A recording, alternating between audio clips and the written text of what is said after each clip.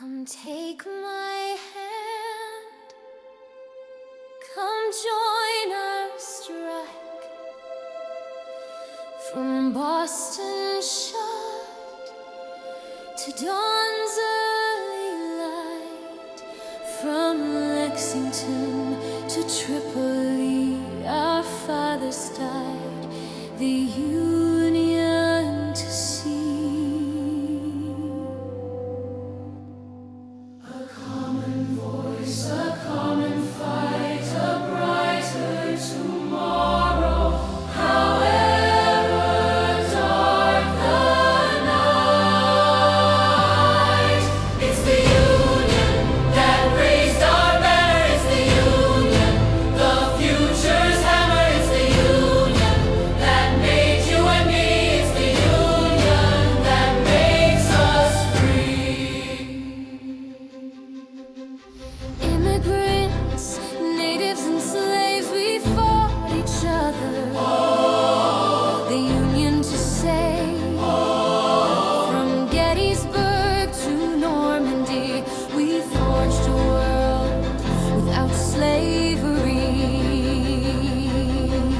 From Rust Belt to Hollywood, shoulder to shoulder, right where we stood. It's the Union that raised our banner. It's the Union, the future's hammer. It's the Union that made you and me. It's the Union that makes us free.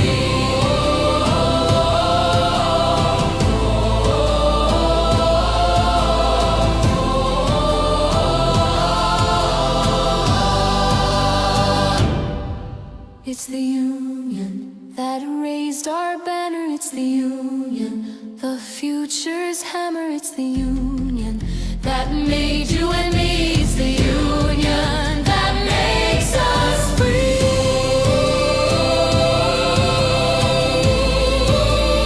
Makes us free.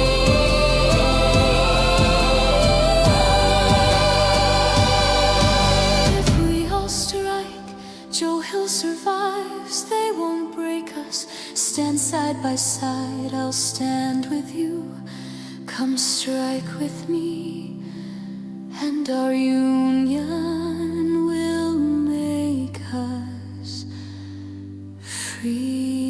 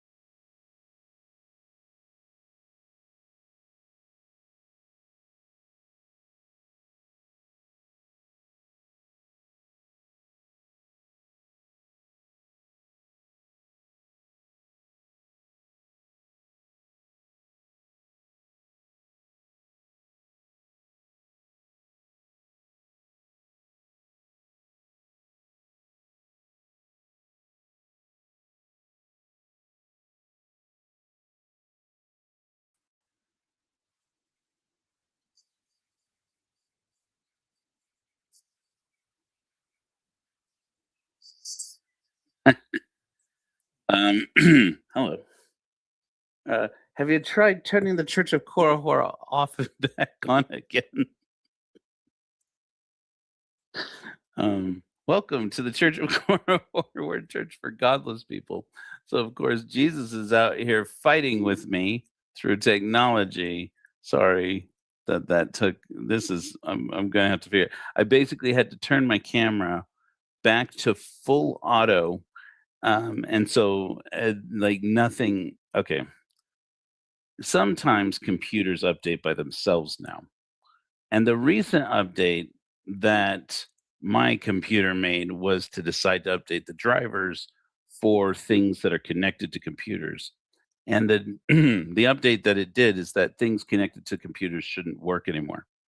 And so I had to restart my computer like right as we're actually going live, like 2 minutes before. I'm like, "Okay, great. Shit. Fuck.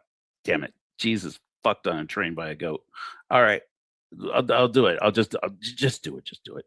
And I did it, got in and started things, and then the drivers that were working when I started it stopped working.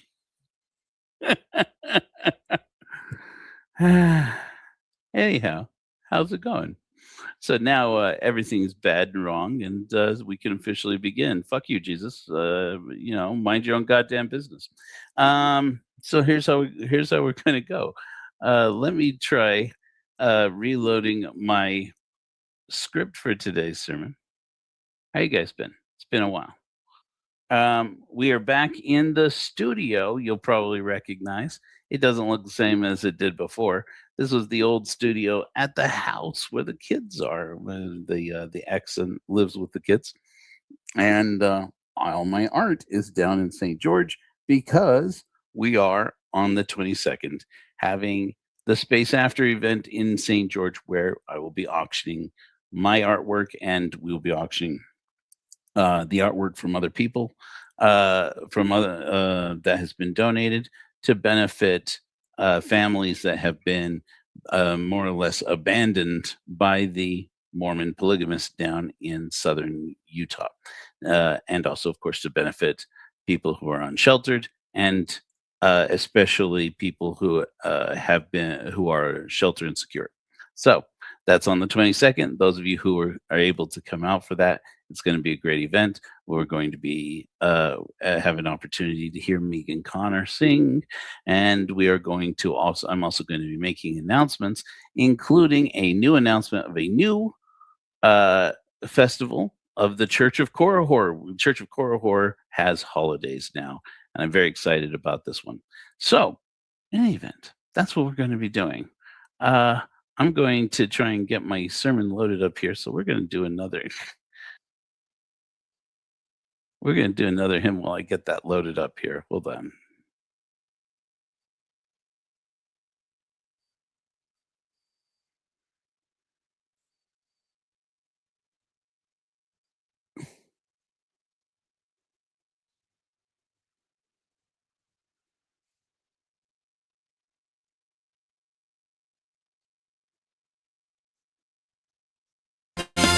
Wait a minute! This Exmo's got something to say? Oh, big surprise! Oh, fuck off.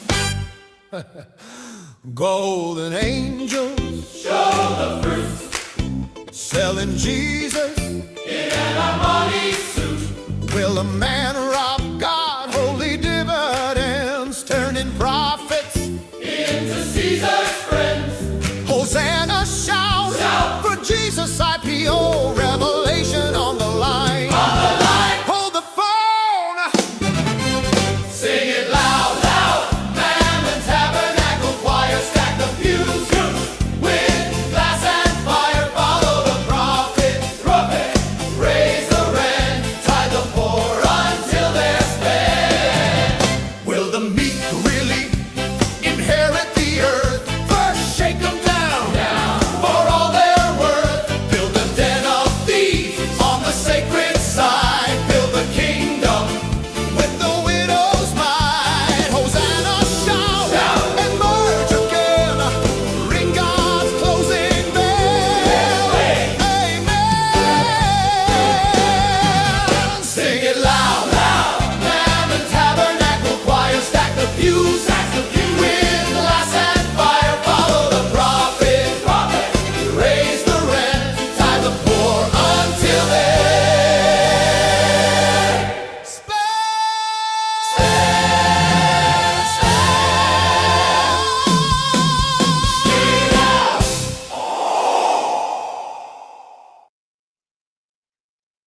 Sometimes you just need it. You know what I mean? Okay. So we're just going to do this. This is the Fortunate Son. This is the 43rd ish Godless Sermon of the Church of Korihor. Discovered a few weeks ago that back in 2025, I apparently just skipped a couple of sermon numbers. And so now we're, we'll call it 43. And when people actually go back one day and count them, we'll say, don't count them. Don't count them.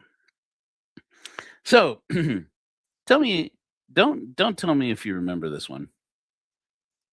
Do you remember back in 2021, there was a little thing that happened in Washington, D.C. It was just a couple of months after rioters took control of the Capitol building in Washington, chanting, "Hang Mike Pence." Anybody remember that? As you can imagine, that had an effect on Mike Pence. Apparently in a really big way.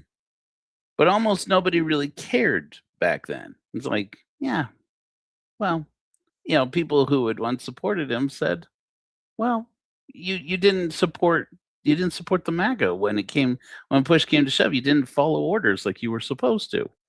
And he decided to call Dan Quayle, of all people, if you remember that, called Dan Quayle and said, this is what I've been told to do. And Dan Quayle, of all people, may have actually saved the Republic. Weird. It's a weird time, right? Dan Quayle told him, that's against the Constitution. You don't do things that are against the Constitution. Don't do that. Told them, Mike, show them that you're better than that you won't do it, not for anybody.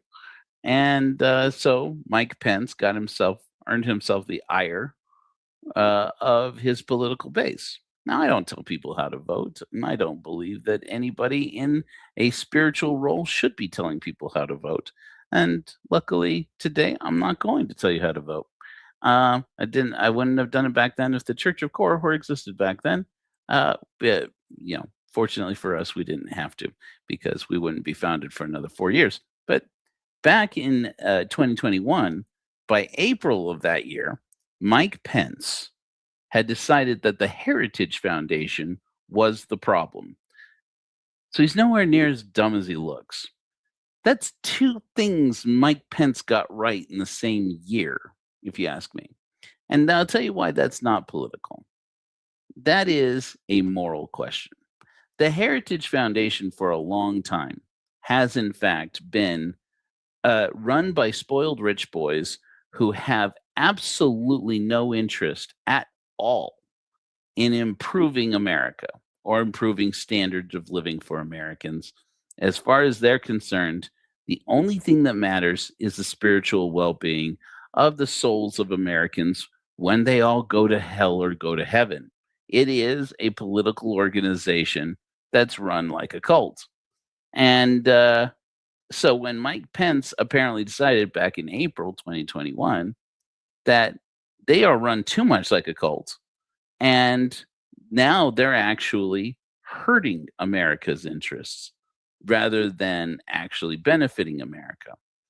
And lo and behold, of course, it took how many hundreds or thousands of people to storm the Capitol building shouting, "Hang Mike Pence," while carrying picket signs that say, "Trump sent us," and "Make America Great Again."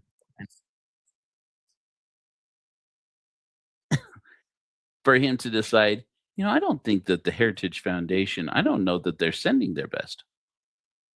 And so he decided to create a competitor to the Heritage Foundation called Advancing American Freedom.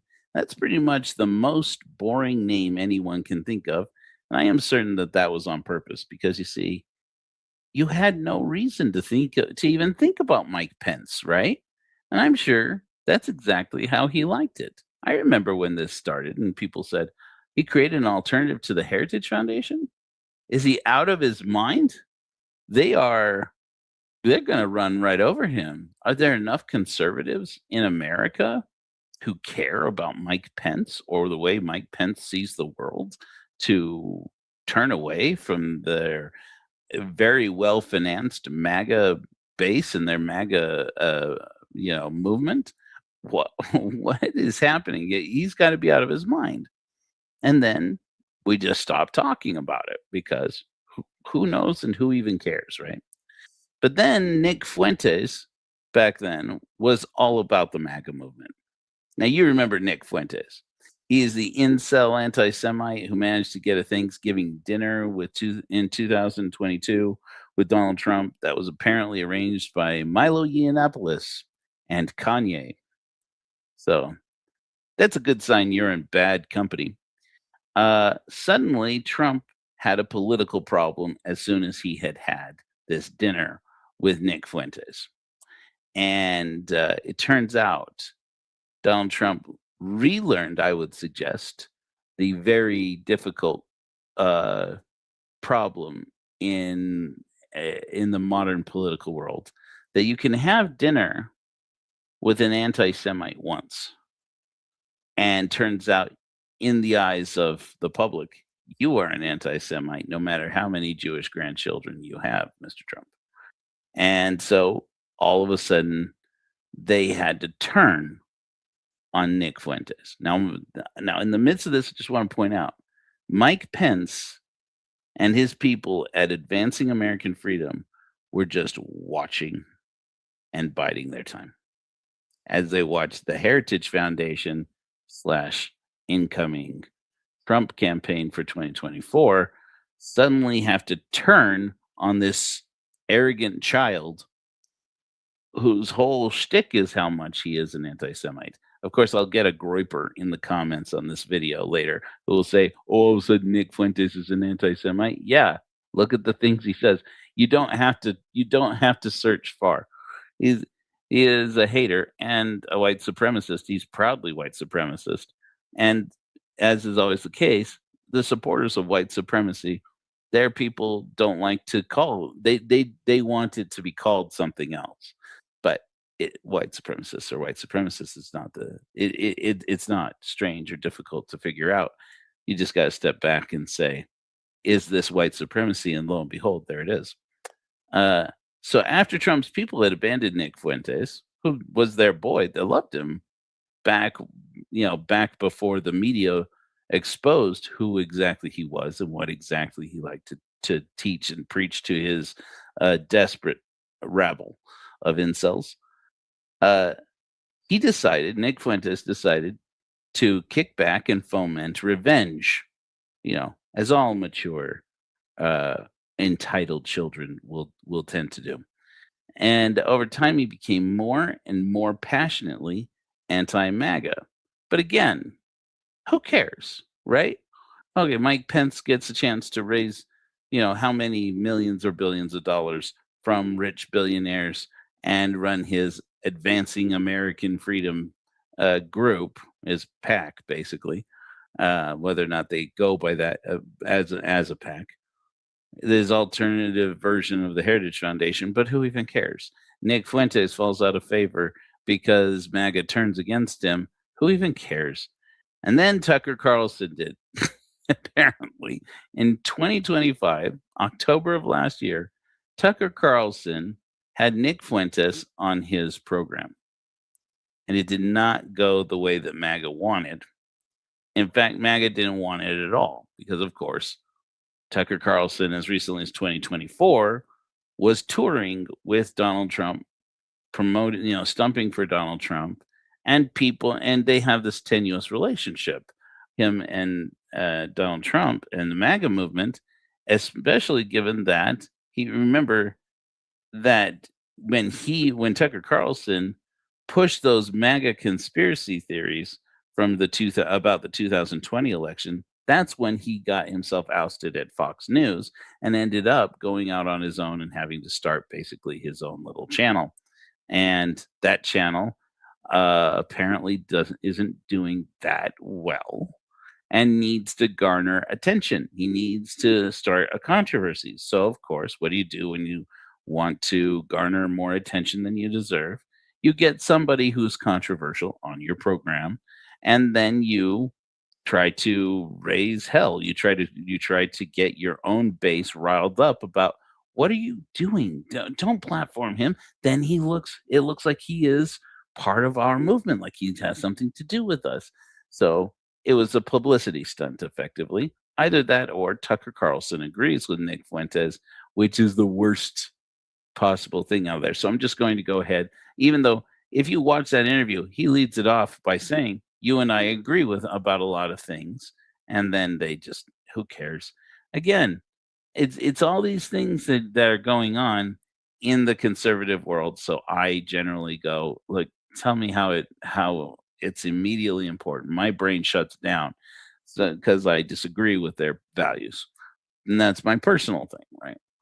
But so I was happy to just say, "Oh, great! See that they keep coming up together in the cesspool, in the camp following of the GOP." And you keep seeing these little events crop up. It's like, well, now you see where this is going, and so now several key people. Now here's why it matters. So that was October of last year.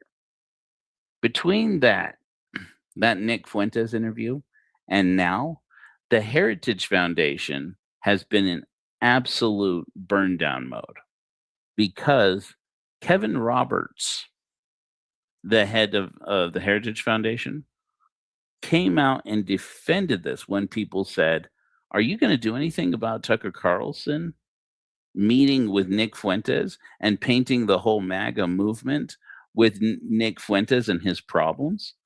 And he came forward and said, "I think that it's great that they're having this conversation. You're never going, somebody has to have the conversation. Why not have it? Why not let Tucker Carlson have it? That's great." And the fact that he defended Tucker Carlson meant that in this since then, they have seen the top brass at the Heritage Foundation suddenly move over to advancing American freedom. So now the Heritage Foundation's got more money than God. They're out there. They've won the day. They've got their Project 2025. They got Donald Trump elected. They got everything that they wanted. And the world that you and I live in apparently is that world. I got to be honest with you. I'm not loving it. Have you tried turning America off and back on again? But I didn't win politically, obviously. And I have to live with those consequences. And well, I wasn't running, but I feel like I lost anyway.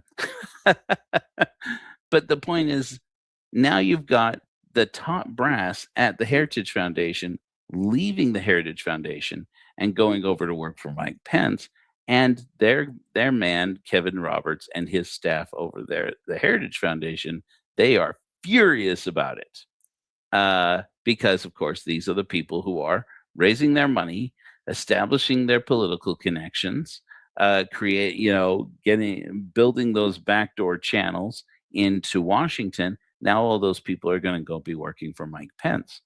So it turns out maybe people should have paid more attention to Mike Pence doesn't really love the fact that when he was at the height of political power and the central seat of political power, all of a sudden one moment where he said, "I'm going to stand with the courage of my convictions as a conservative and say, if it's against the Constitution, I'm against it."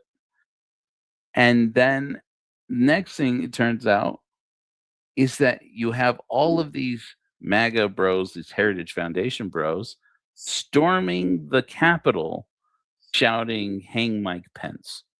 And it had an effect on the man, an effect that apparently turned into a vendetta that's been burning pretty hot now for 6 years. Well, going on, I guess that's 5 years. So for 5 years, this group that nobody has been paying attention to, nobody's thinking about, they have been biding their time, raising their money, having their meetings, and waiting for the moment where the Heritage Foundation finally screws up, as they are guaranteed to do. And apparently, this Nick Fuentes interview, of all things, is exactly that. Because ever since Kevin Roberts basically came out in support of Tucker Carlson working, having this interview with Nick Fuentes. Now all of these people, the key movers, are movers and shakers of the Heritage Foundation.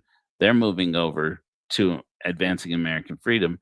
And we may actually be having all the conversations people had. Remember back in 2024 and 2025 in the election cycle, how we talked about Project 2025 all the time and how shocking it was, right? We may soon be talking like that, but about AAF, and the Heritage Foundation may end up in the rearview mirror. Who knows how long before they, I don't know, get some other firebrand and return back to prominence. And it's left me in this slump lately of saying, when are we going to learn the Epstein Island lesson? When are we going to, how are we going as a people, morally speaking, going to let what's been revealed about Jeffrey Epstein and the most connected people in both major parties in America and business, in the large established businesses, the most established corporations in the world, Microsoft and Google, for hell's sake? How long before we find out how many Facebook people are involved with Jeffrey Epstein? How many Uber people? How many people? And who knows what organizations? Who knows how many Apple people are involved? How many people over at Disney are involved with Jeffrey Epstein and his crew? We don't even know. This week I got into quite a controversy that has been turning some heads in small circles when I pointed out you are literally 1 degree away with the new selection, the selection of the new Mormon apostle that just happened a couple days ago in the Mormon church. They ordained a new apostle, and everybody wants to talk about, wow, this new apostle is so young that he is almost certain to outlive all of his predecessors. He's got to go through a dozen men, but that dozen men, they all have to basically pass away. This is the wisdom of the Mormon church. 12 men have to kick the bucket. They have to go to the harem and the great beyond in order for this guy to become the prophet. And fortunately, if that is part of his ambition, most of them are in their 80s and 90s. And so it's very plausible that within 10 years, this new guy could become the prophet of the Mormon church. His name is Clark Gilbert. And it turns out, okay, so what is it about this guy? The news being said about this guy and the interviews that have been done with him is that basically it's basically an endorsement by the new prophet, President Oaks, who's one of the more conservative Mormon prophets ever, and already shaping up to be. Basically decided on who his successor is going to be, and that successor is going to see probably at least a couple of decades of leadership in the church, where the Mormon church returns back to its conservative roots and turns away from any inkling that they're going to make progress in kind of a socially progressive way. And so now that's what people are talking about with this guy, Clark Gilbert. And I am the only one pointing out, and he worked for Larry Summers, who is dirty in the Epstein files. How is nobody pointing out that guy taught at Harvard Business School when Larry Summers was the president of Harvard, and he reported directly, this guy, Clark Gilbert, reported to Kim B. Clark, who was the dean of Harvard Business School, again, while working for Larry Summers. And when Larry Summers, who is dirty, filthy in the Epstein files, left Harvard, they left too and went to BYU, Idaho, and started running BYU, Idaho, right in time for the lead up, those years where Glenn Beck was starting to look to revitalize, the Mormon brand outside of, connected to the Mormon Church only tangentially, only on the outside surface here, and wants to kind of rebrand Mormonism, returning it to its conservative roots, and ends up with Tim Ballard as his solution. And because he has access to President M. Russell Ballard at the time, he was able to connect the actual Mormon church prophets, the actual church leadership, into the Visions of Glory cult through this guy, Tim Ballard. And while all that is going on, the Mormon church was effectively promoting it, was promoting all of these things. Who knows how many people were involved and actually knew, this guy, Tim Ballard, he's not everything he claims to be, but, it's helping our image. So right now we're just going with it. And this guy and this new guy, this new apostle now, isn't it, Clark Gilbert? He's part of the instrumentation to make that happen. And it just so happens he worked for Larry Summers when Larry Summers was plotting and scheming with Jeffrey Epstein. And does it mean anything? I don't know. I got a comment on a video, just our video just from the other day, talking about, okay, this is typical. Somebody posted this in the comments on one version of the live and said, typical ex-Mormon nonsense or something like that. Just a bunch of random correlated stuff. And I replied on that no, it's correlation, not causation. Did I not make that clear?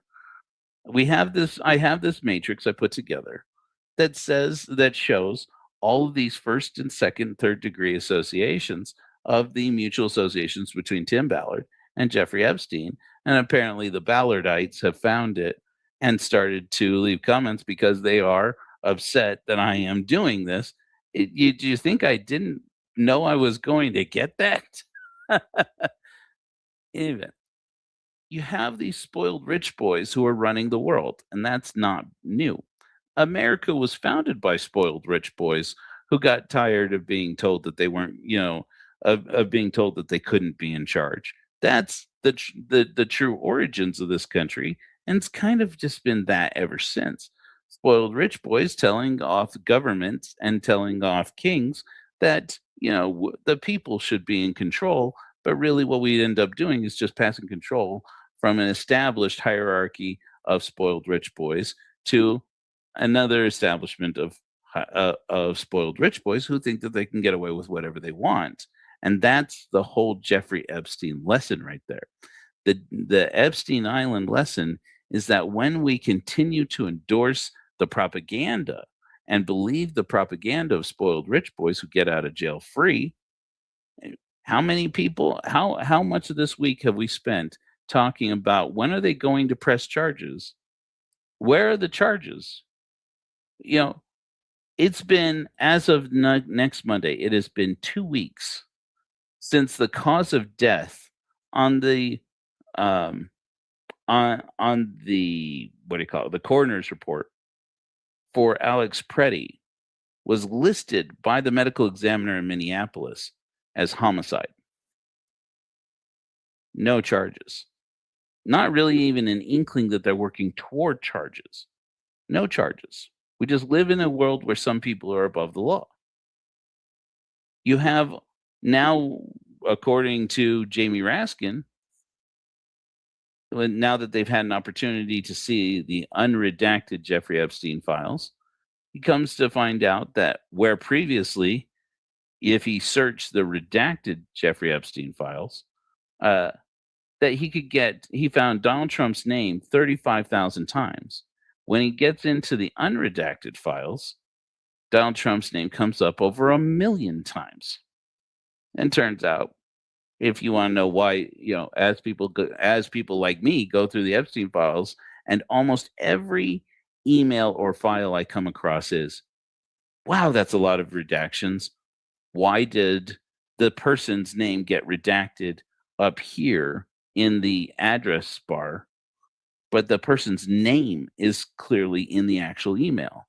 To wit, we got that email I pointed out that says that's arranging payment for a student, for a young person with she, her pronouns, attending BYU Idaho in 2011, when again the new Mormon apostle Clark Gilbert. I have to keep remembering his name because he worked for a guy named Clark, and his name is Clark.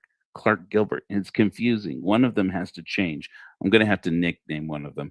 I'm going to have to pull a Donald Trump and nickname one of them. Anyways, Clarky Gilbert. That's probably not going to be the nickname. Clark Gilbert. He has to.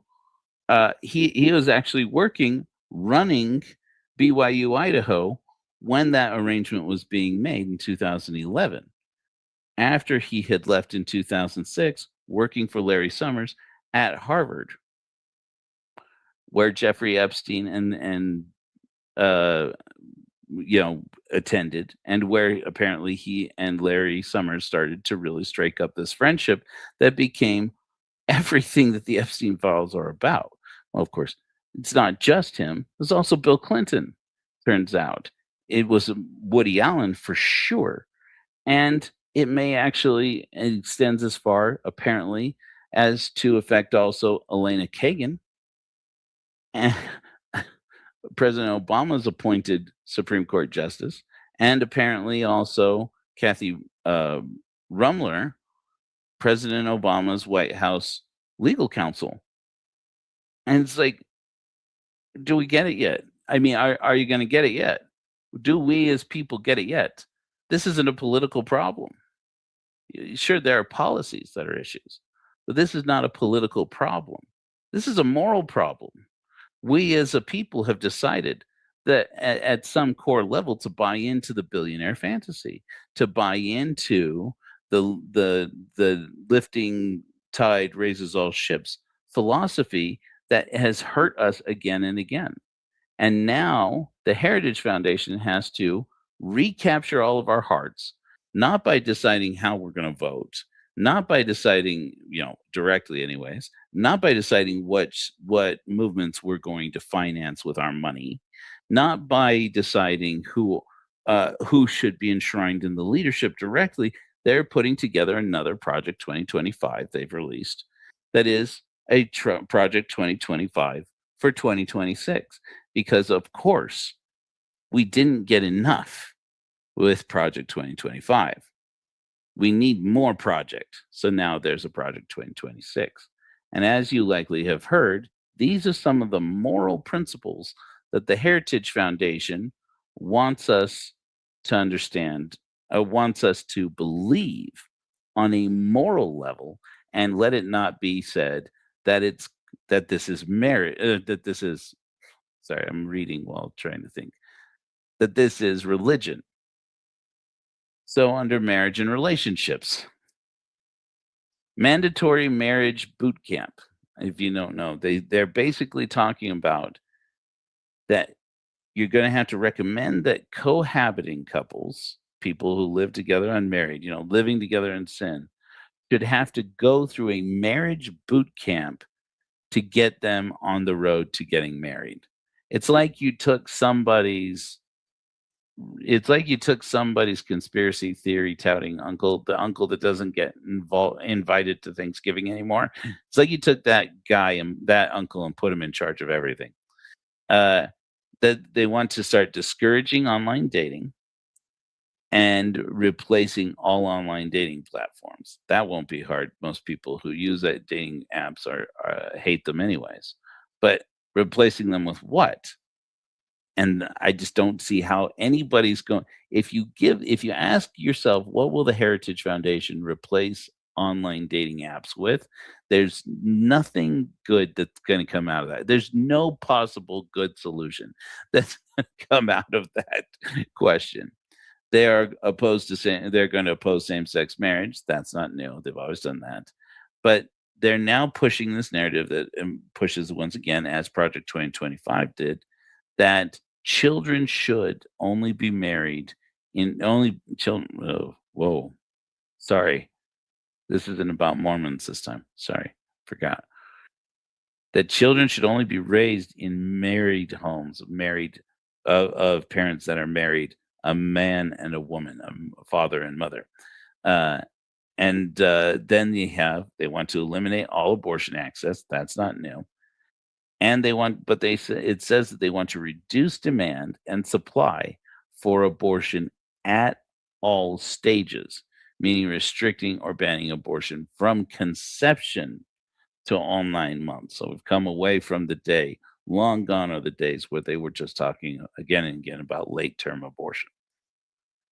Then they want the nuclear family as government priority, making the traditional nuclear family, married heterosexual parents with children, the centerpiece of all American policy. So this is what they're calling restoring the family home. Okay. They want to position the traditional family as central to securing America's future, likely involving economic and social policies that favor traditional family structures and other living arrangements. And among those things is something very familiar. Among those priorities that we're seeing come out are that the Heritage Foundation now apparently wants us to reduce Pell Grants. Do you know how many people in this country are only able to go to college because of Pell Grants? They want to eliminate Pell Grants as much as possible, and they want to eliminate uh, all student loan debt forgiveness. They want to just do away with any forgiveness for student loan debts. You took out this loan, you're going to have to live with it. Presumably because they want younger people to realize if you're scared that borrowing $100,000 or more to go to college is going to ruin your future, that's smart for you to be worried about that because it will. It totally will. So take the jobs that you're lucky enough for us to give you and get married. And this is where it becomes for me this moral crisis that we're seeing crop up again and again, which is that, like I said a while ago, the Mormon Church, one of the first decisions that the new Mormon prophet Dallin Oaks has made, one of his first announcements he made before he was even officially the prophet, when he's leading the church as the president of the Quorum of the 12 Apostles, was that they were going to reduce the age of women serving in missions in the Mormon Church down to 18, the same as the boys. You see, those of you out there, either here or in the future, when I went on a mission for the Mormon Church in 1999, November of 1999, so just barely November 99, I was 19 years old. And I served with sister missionaries in my mission, not very many, but there were a few. And they were all girls who were 21 or older. Now, why? It's always been speculated that and believed that the reason why the girls went later and the boys went younger in the Mormon Church on missions was exactly that dynamic. We had maybe one sister missionary in my mission in Peru. We had like one sister missionary for every some 10 elders, every 10 boys. There was one woman. And they had and we kind of had to walk around, kind of treat them almost like they had the plague, it felt like, to me anyways, because of course we're not supposed to be thinking about girls, we're not supposed to be dating girls, we're not supposed to be having any contact with girls while we're on our mission. We're supposed to be keeping our minds focused on the work, and well, what distracts 19-year-old boys presumably more than girls. Never mind that meanwhile you had all these boys in these 19-year-old, 20-year-old young men, 21-year-old young men, living together in pairs, just the pair of them, hanging out most of the time in our underwear, just the pair of us. But certainly, luckily, there are no gay Mormons, so that definitely wasn't going to become a problem as far as keeping our minds off of sex. But that dynamic of like this 1 to 10 ratio was quite clearly the reason why they had this policy that said that the girls start going at 21, the boys start going at 19, so that when the boys get home from our missions, 19 to 21, the young women who might be thinking about going on a mission will see and may probably sent a boyfriend on a mission if they had a boyfriend, would see that this young man just got home from his mission after 2 years of going out door to door or on bicycle or on foot, and they're looking pretty good. And just got back in many of our cases from a mission, even from a foreign country. Even when I came home from my mission to Peru, I got to tell you, there was a solid like 2-3 weeks where it was the Elder Rollins Open season, and these women that hardly noticed that I existed when I was 19. At 21, recently returned missionary, I was prime marriage material. All of a sudden, I could get a date with anybody that I wanted. I had people coming to me and talking to me about, now that you're back, you should be thinking about getting married.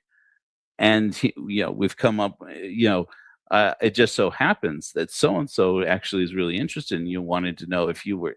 All of a sudden, I had people's parents suggesting to me that I should be dating their daughter. Maybe there's something here.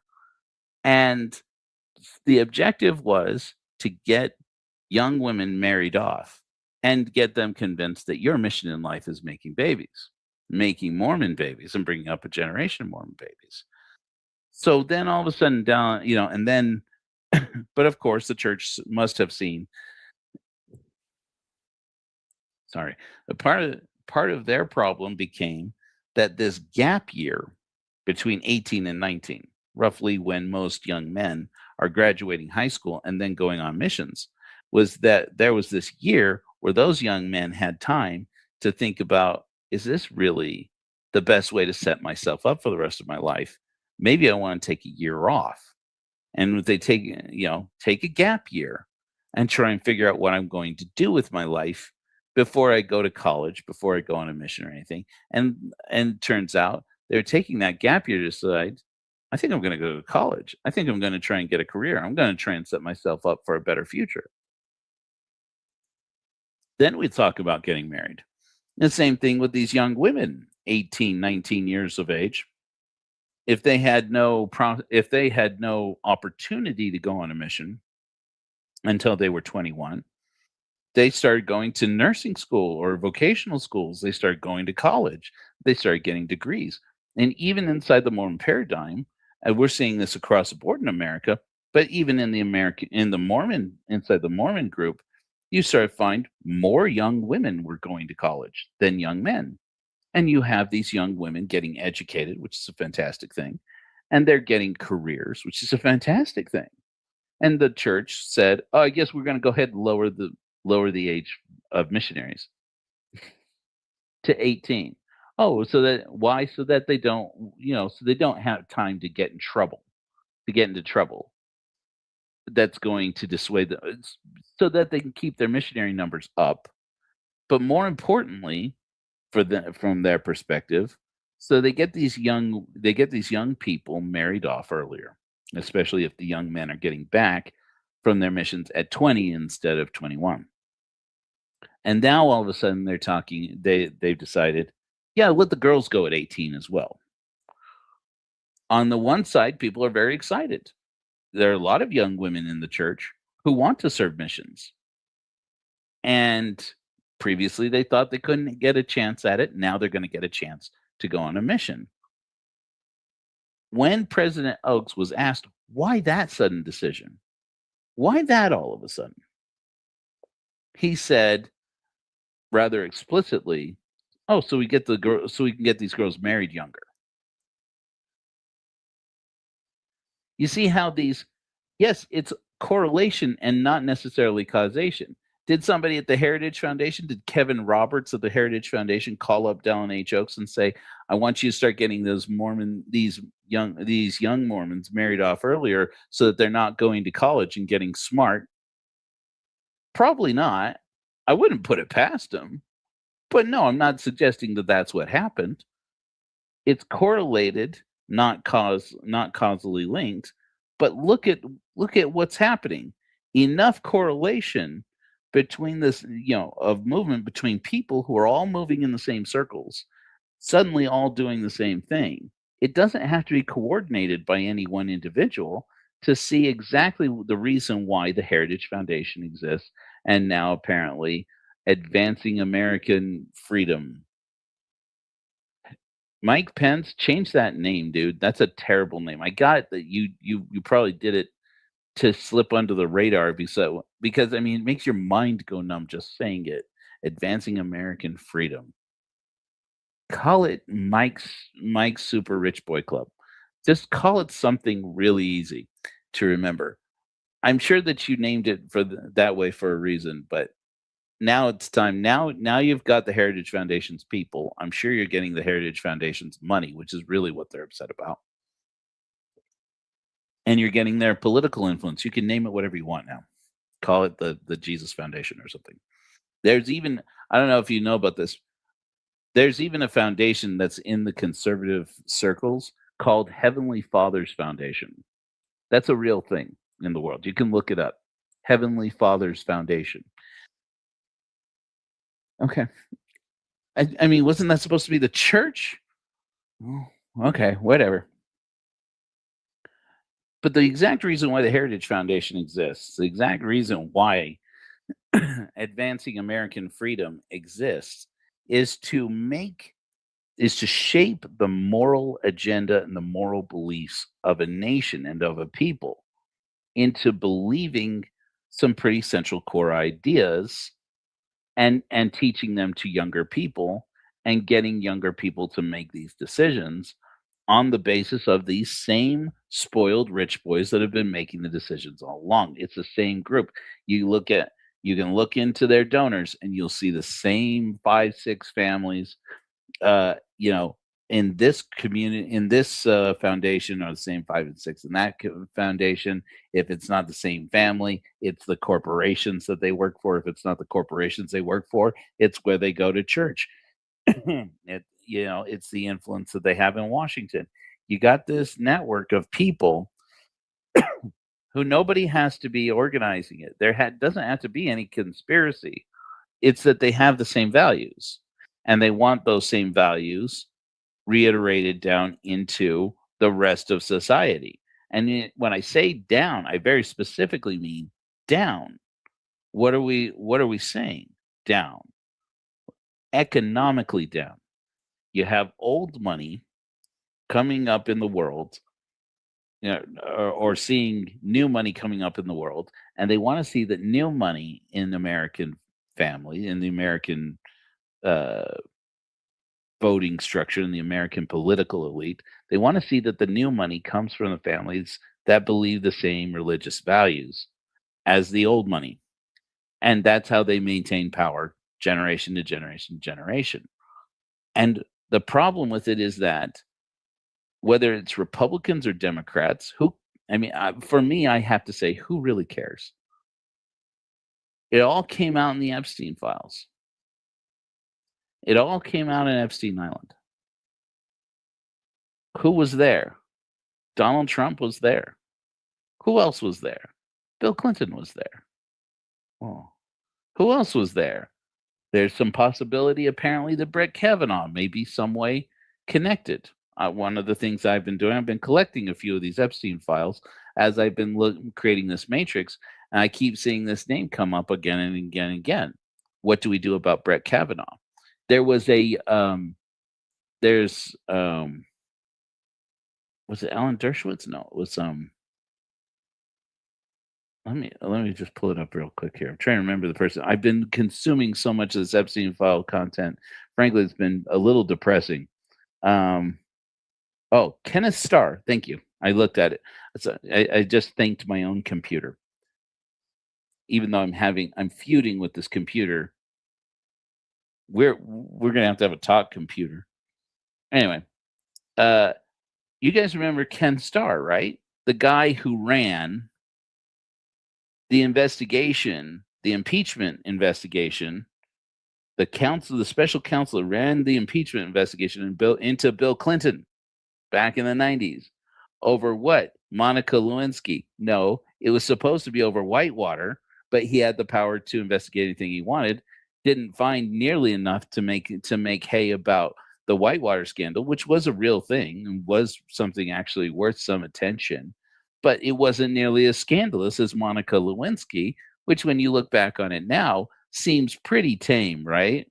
What happened? Oh, the president got a blowjob in the Oval Office from an intern. This young, impressionable woman, and if the president of the United States tells her to do it, then she's going to do it because she's young and impressionable. Yeah, that's all true.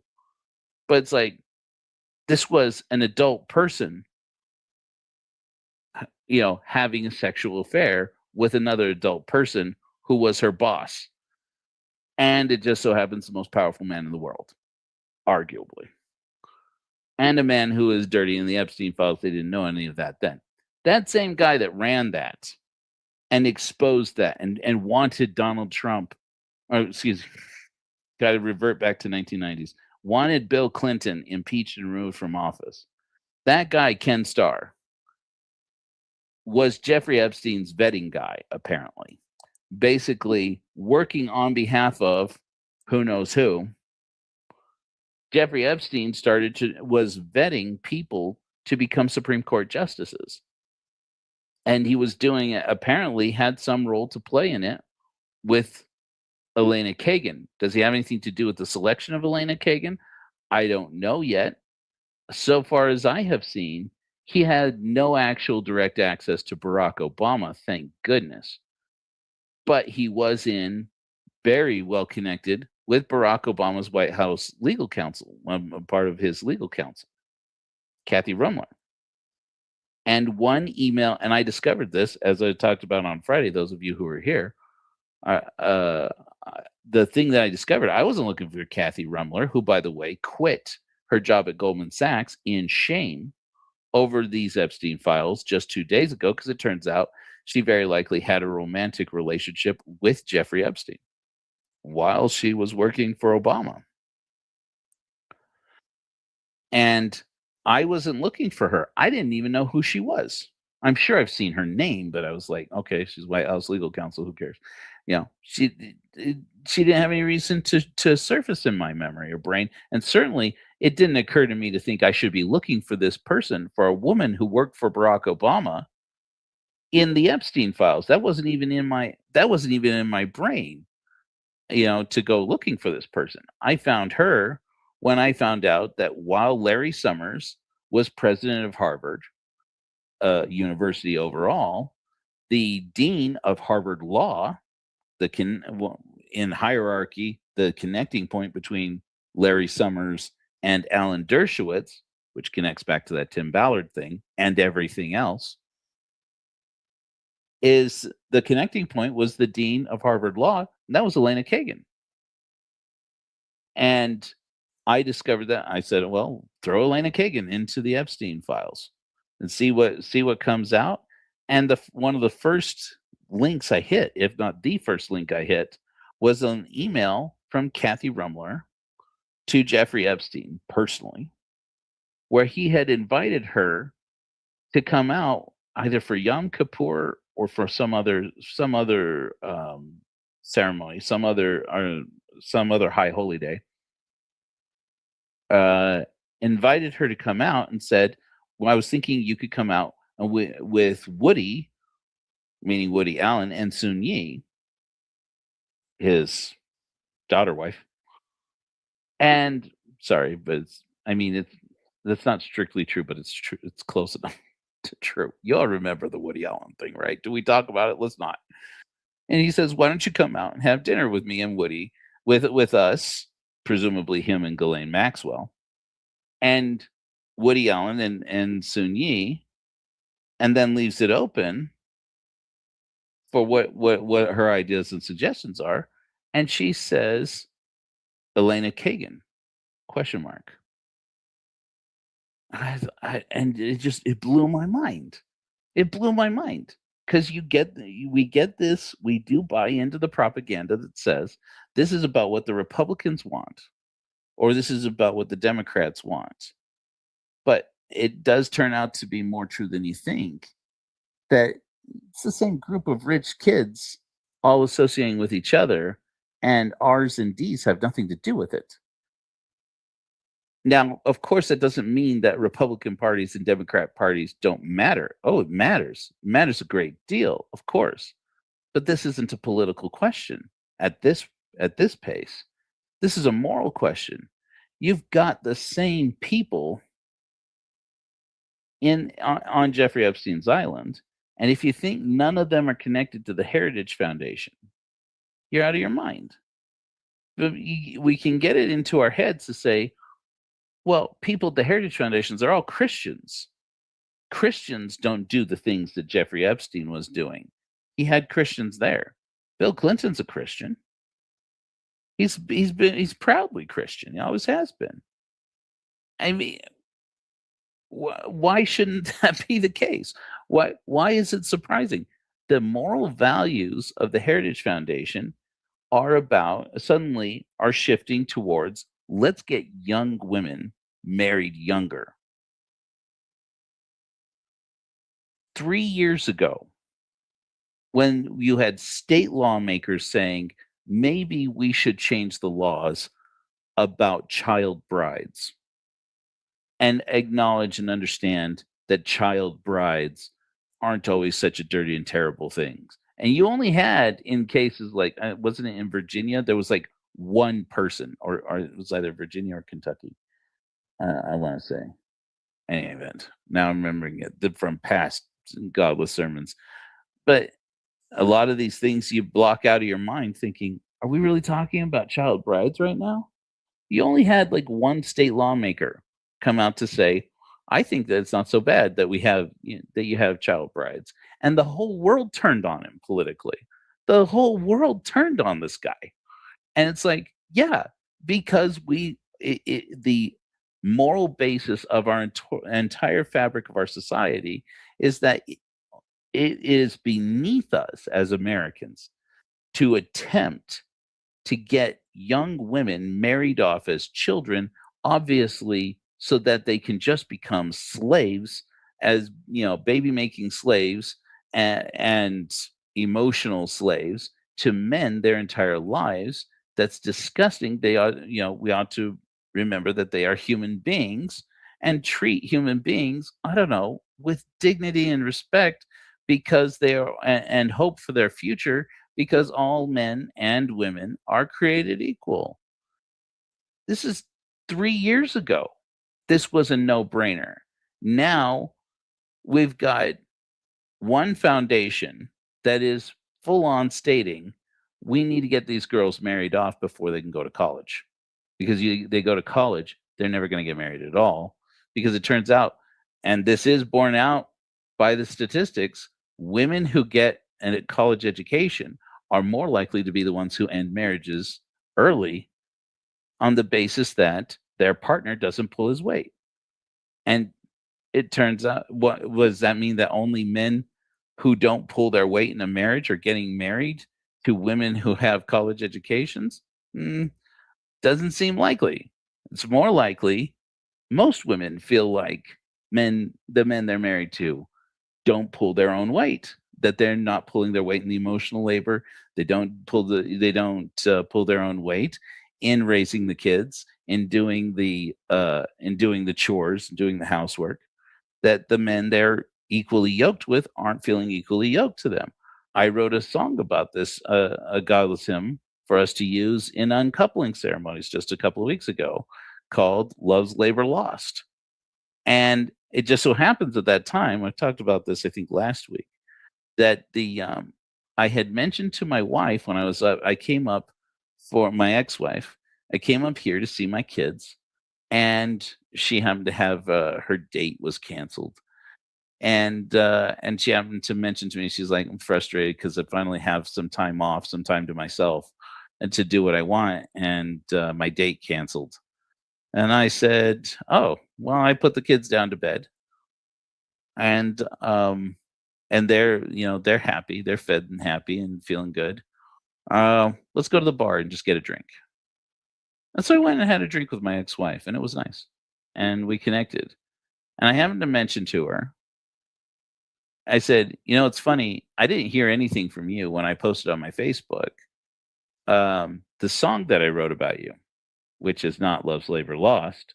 It was The Girl I Remember.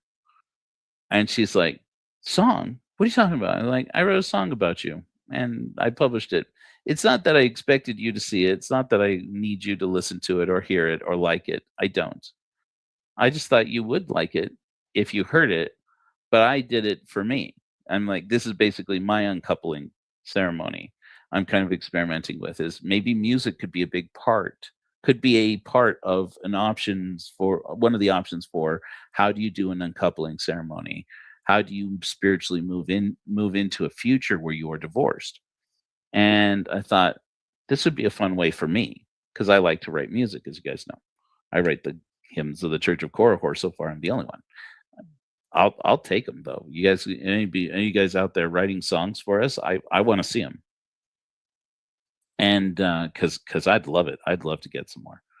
And so she's like, "Well, where is it?" And she starts running through, songs that I've posted on TikTok.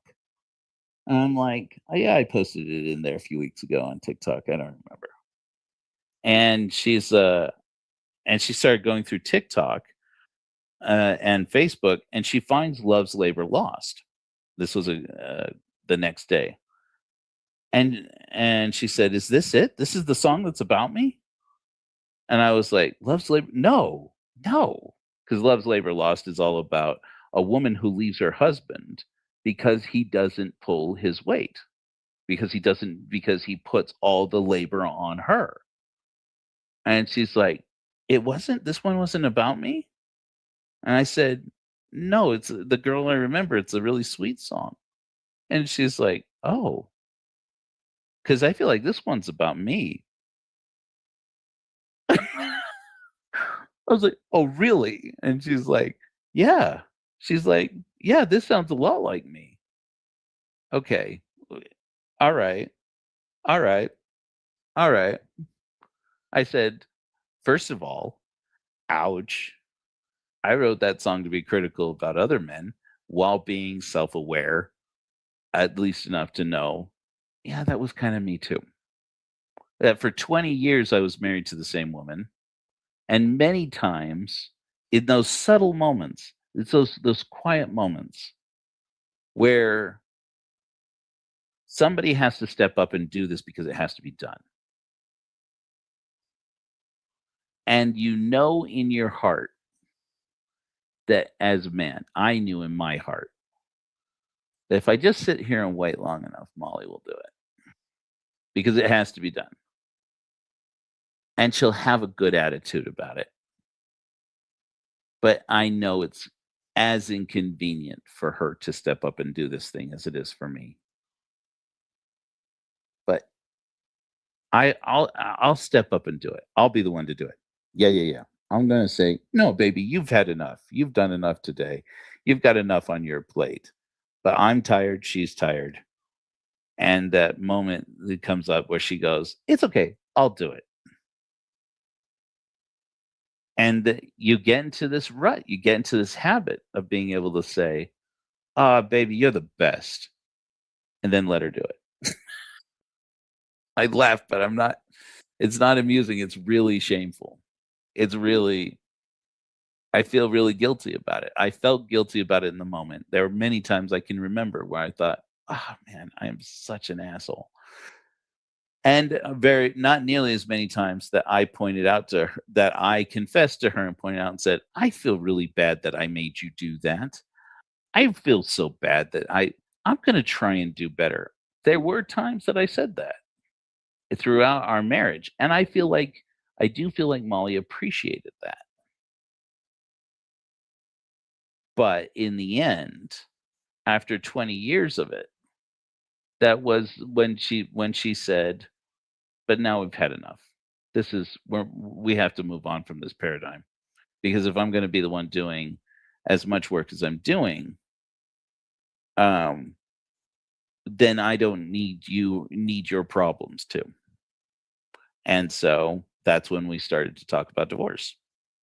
And since then, I am aware now, and I don't know how true it is, of the privilege that I'm enjoying about how healthy a thing it has been for me and my ex-wife to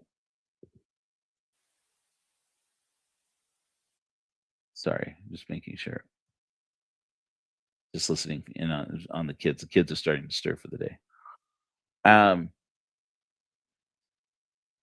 about how healthy it has been for both Molly and I to just move on from our marriage in the most peaceful way and with mutual love and affection for each other decide, this is going to be a good move for us. It's a good move for you and it's a good move for me. And it's us moving in the direction that we naturally are going in, and we can do this. We can figure it out together. And our divorce has been more of a team effort probably than most of the things we did while we were married. And I get that for most people out there, that's not what it's like. And I'm trying to not, oh, what's the word? Rub it in anybody's faces, maybe. I don't know. But I believe that we can model more loving and compassionate ways of ending a marriage. I think we can do better. I just became very aware of those people you watching on the in a portrait mode, maybe getting a very close up of my face. I apologize. I haven't been looking at the screen hardly at all. Sorry about that. If that's hello.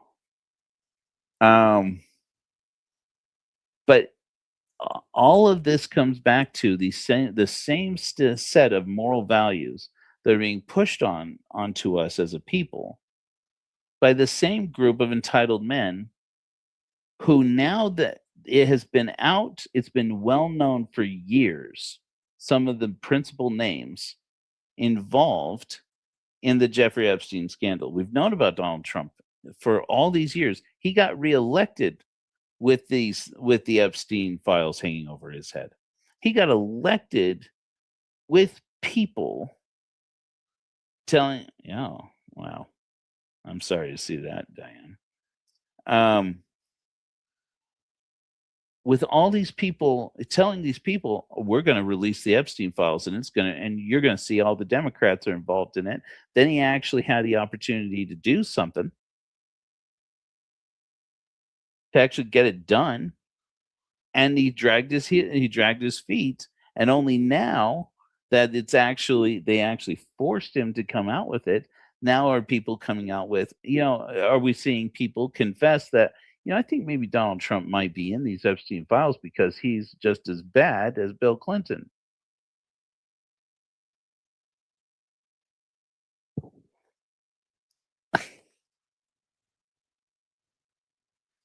I mean,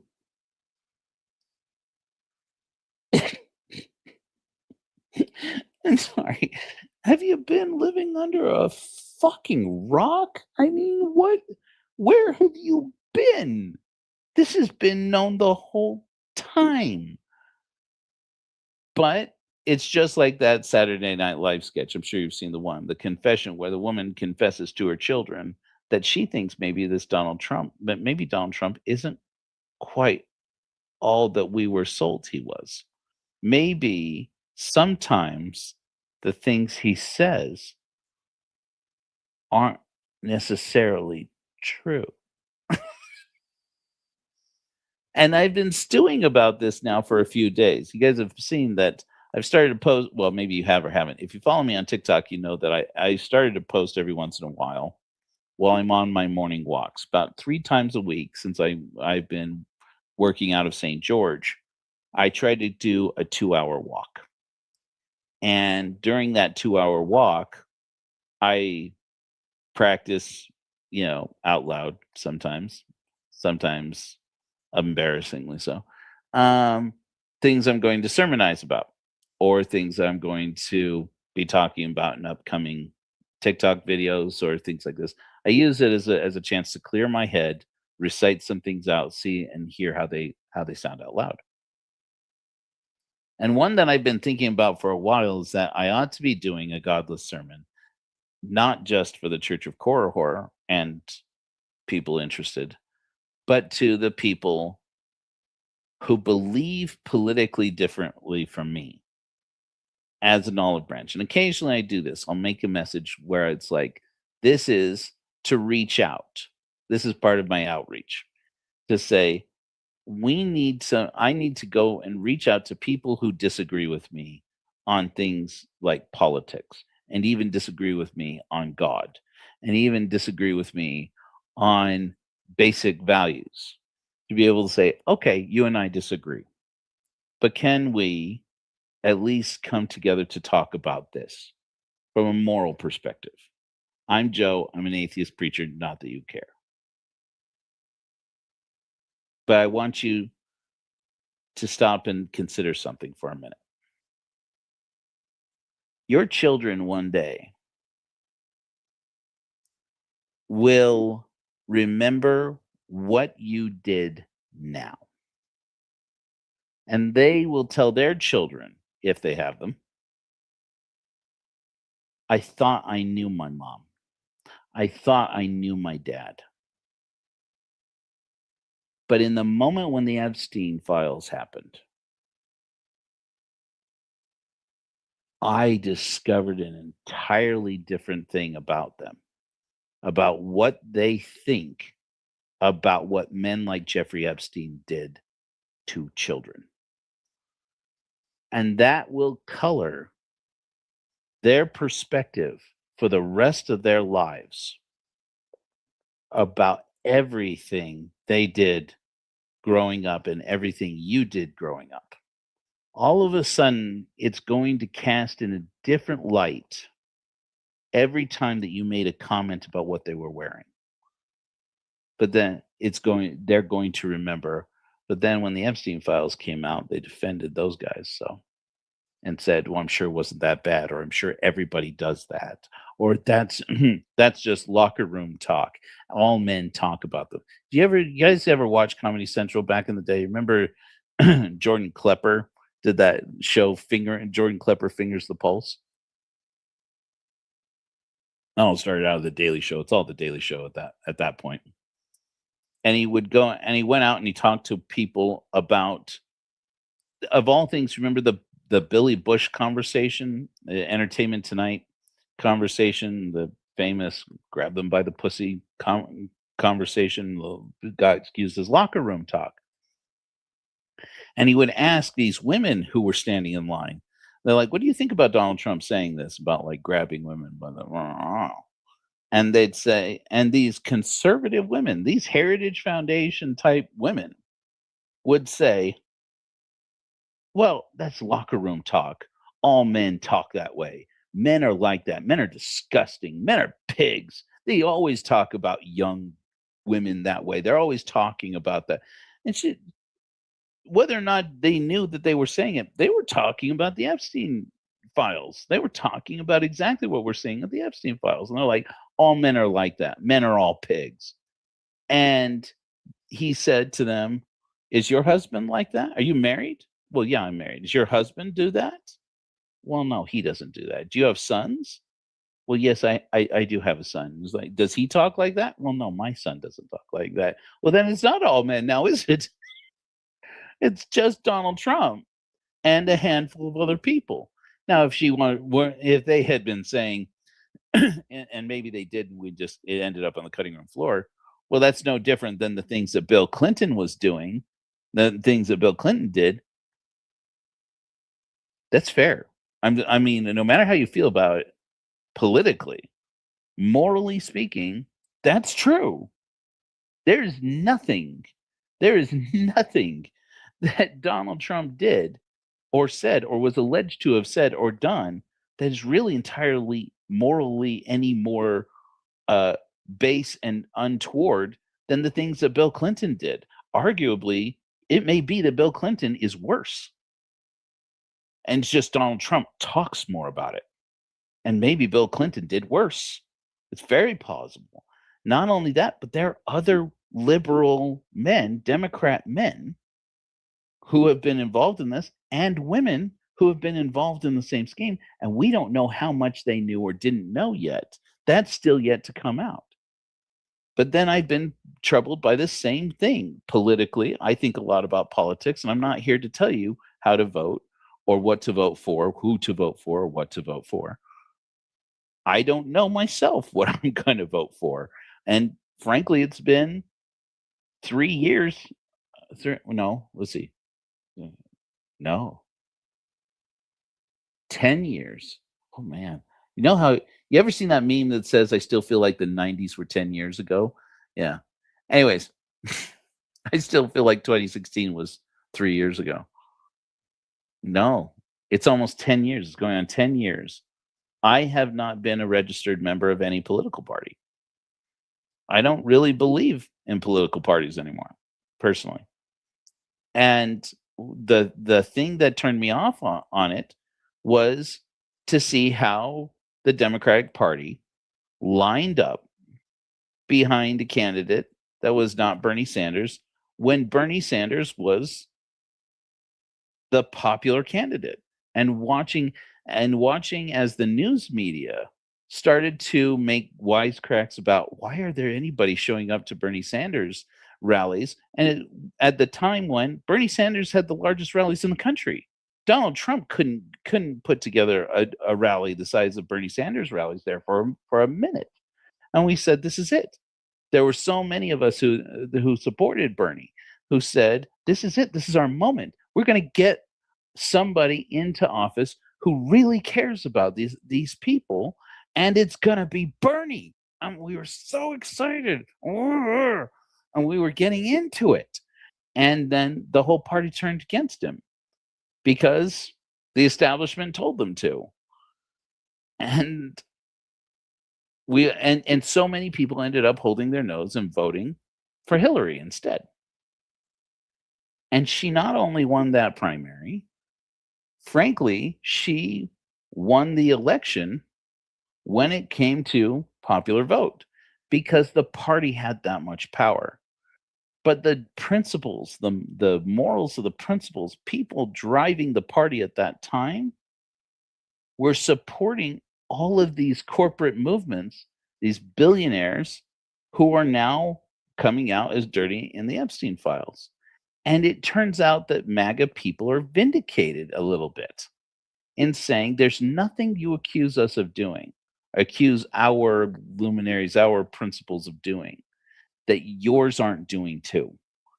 And turns out that's not unfair because it wasn't about Democrat and Republican when it came to the decisions that were being made out there. It was about spoiled rich boys doing what spoiled rich boys always end up doing. And so when I said, when I started to shape this whole concept in my head about, I'm going to make a TikTok and a short, and we're going to promote it a little bit here to remind these people in this moment, people who disagree with me, and remind them in this moment, it matters that you say something. You may think that you can just wait it out, and it's a little embarrassing now, but if you just wait, somebody will come in and push this out of the Overton window, or not the Overton window, but push it out of our attention. And when they push it out of our attention, you won't have to be held accountable for it. But it's important for you, if you have children, to remember this, especially on a moral issue like what happened with the Epstein files, what's happening in the Epstein files. Your children are going to remember. And like I said, every comment you made about their bodies, it's like, oh, you have such cute little shoulders, or you have such a nice figure. Even things that in your mind at the time you may have thought were just innocent comments, just being polite, being friendly, or being caring, are going to suddenly be tainted with. But then when it turned out that when the Epstein files came out, and I said to mom, or I said to dad, did you see what has come out in the files, in the Epstein files? They wouldn't even look at it.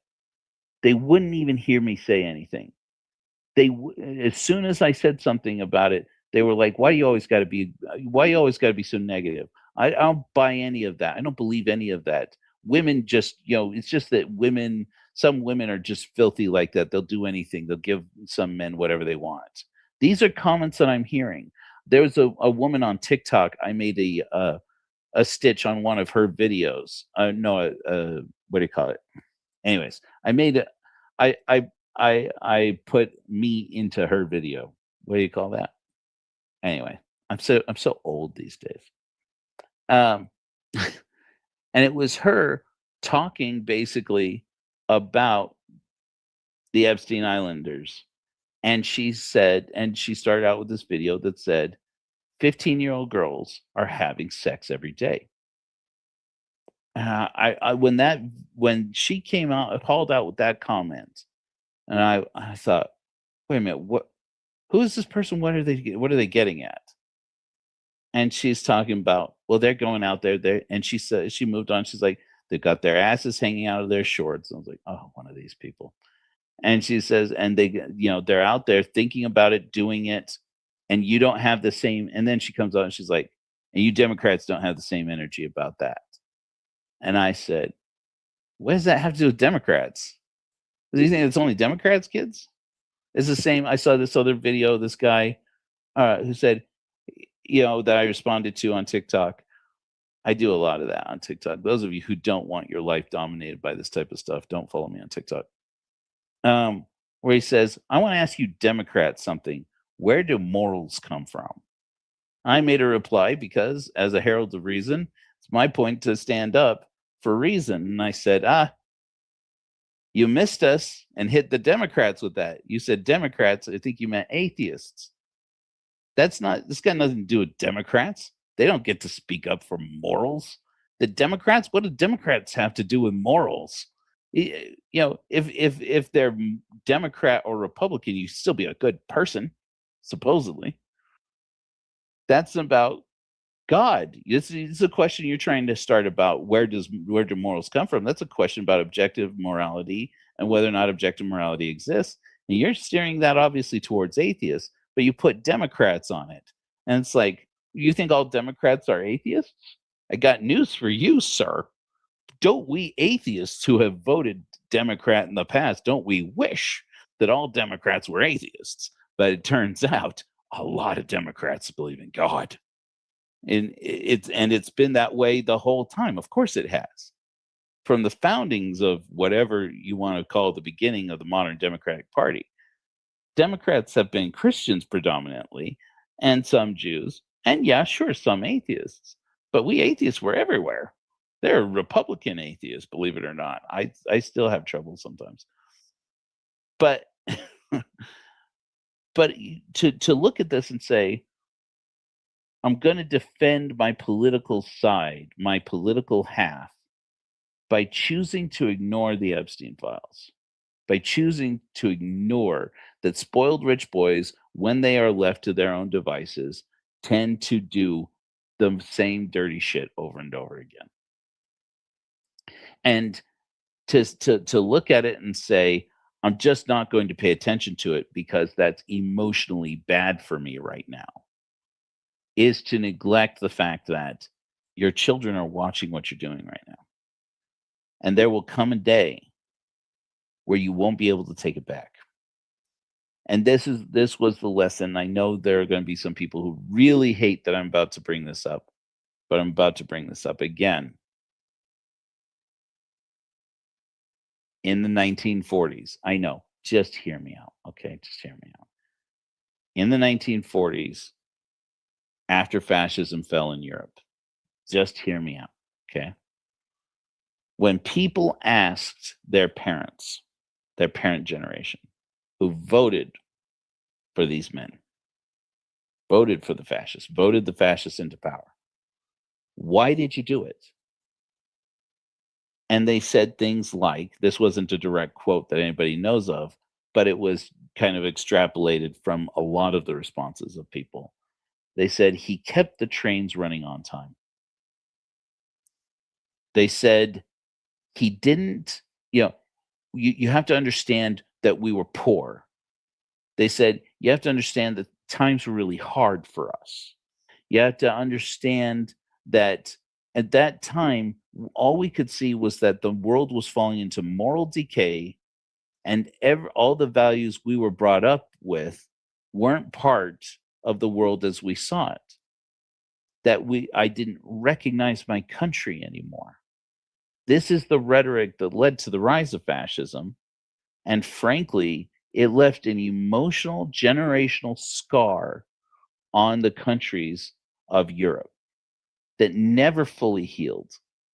It became the talking point of every generation after that, to compare the greatest of evils that we saw with what happened in Germany in the 30s and 40s, what happened in Italy in the 30s and 40s. It's just like what you saw in Czechoslovakia back in the 30s. It's just like what you saw in Ukraine. It's just like what you saw in Poland. It's just like what you saw in Sweden. It's just like what you saw in France in the 1930s and the 1940s. You saw this exact thing happen, and we compare the badness of things by what happened then, because there was a concerted effort after the war to remind our children this happened for a reason. For our ancestors now, our grandparents, most of us, or great grandparents, wanted to record forever. We were not innocent. They were not innocent. The difference was that they went harder for these values. And these were the values that created the Holocaust. These were the values that created devastation in Europe. These were the values that created this racist agenda. And don't forget, it doesn't take more than a generation to decide to forget those lessons and just and wind up repeating them. That was Ronald Reagan's message when he was president. This is not one side of the political party. Once upon a time in my lifetime, I have lived to see Republicans and Democrats, people of all political stripes in this country, agree with this one point. The Holocaust was bad, and nobody should have to have lived through that. And yet, I got into the live. I'm sure I'm going to start getting comments from his people now. I was on last night on Kai Schwemmer's.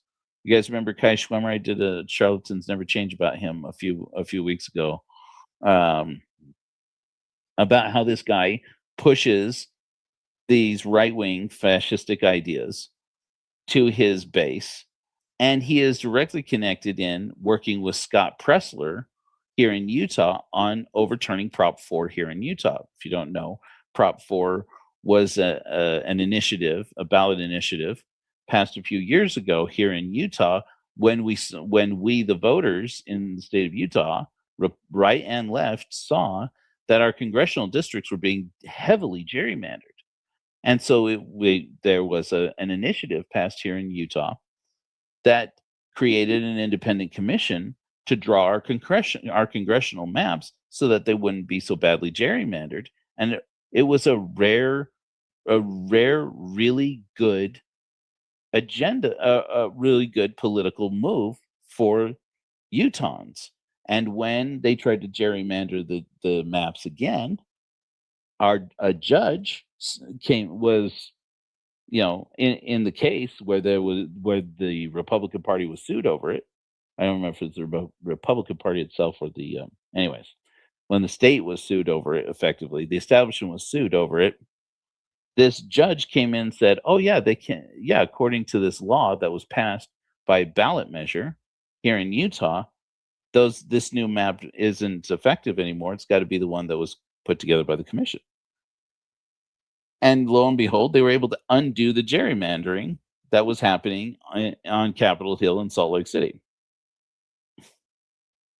And now the same guy, Scott Pressler, that they got to try and flip these what do you call them? These purple states during the 2020 election, 2024 elections, that the guy that took that $1 million from Elon Musk to flip districts over to Donald Trump, That same guy is out here in Utah working practically full time, getting funded.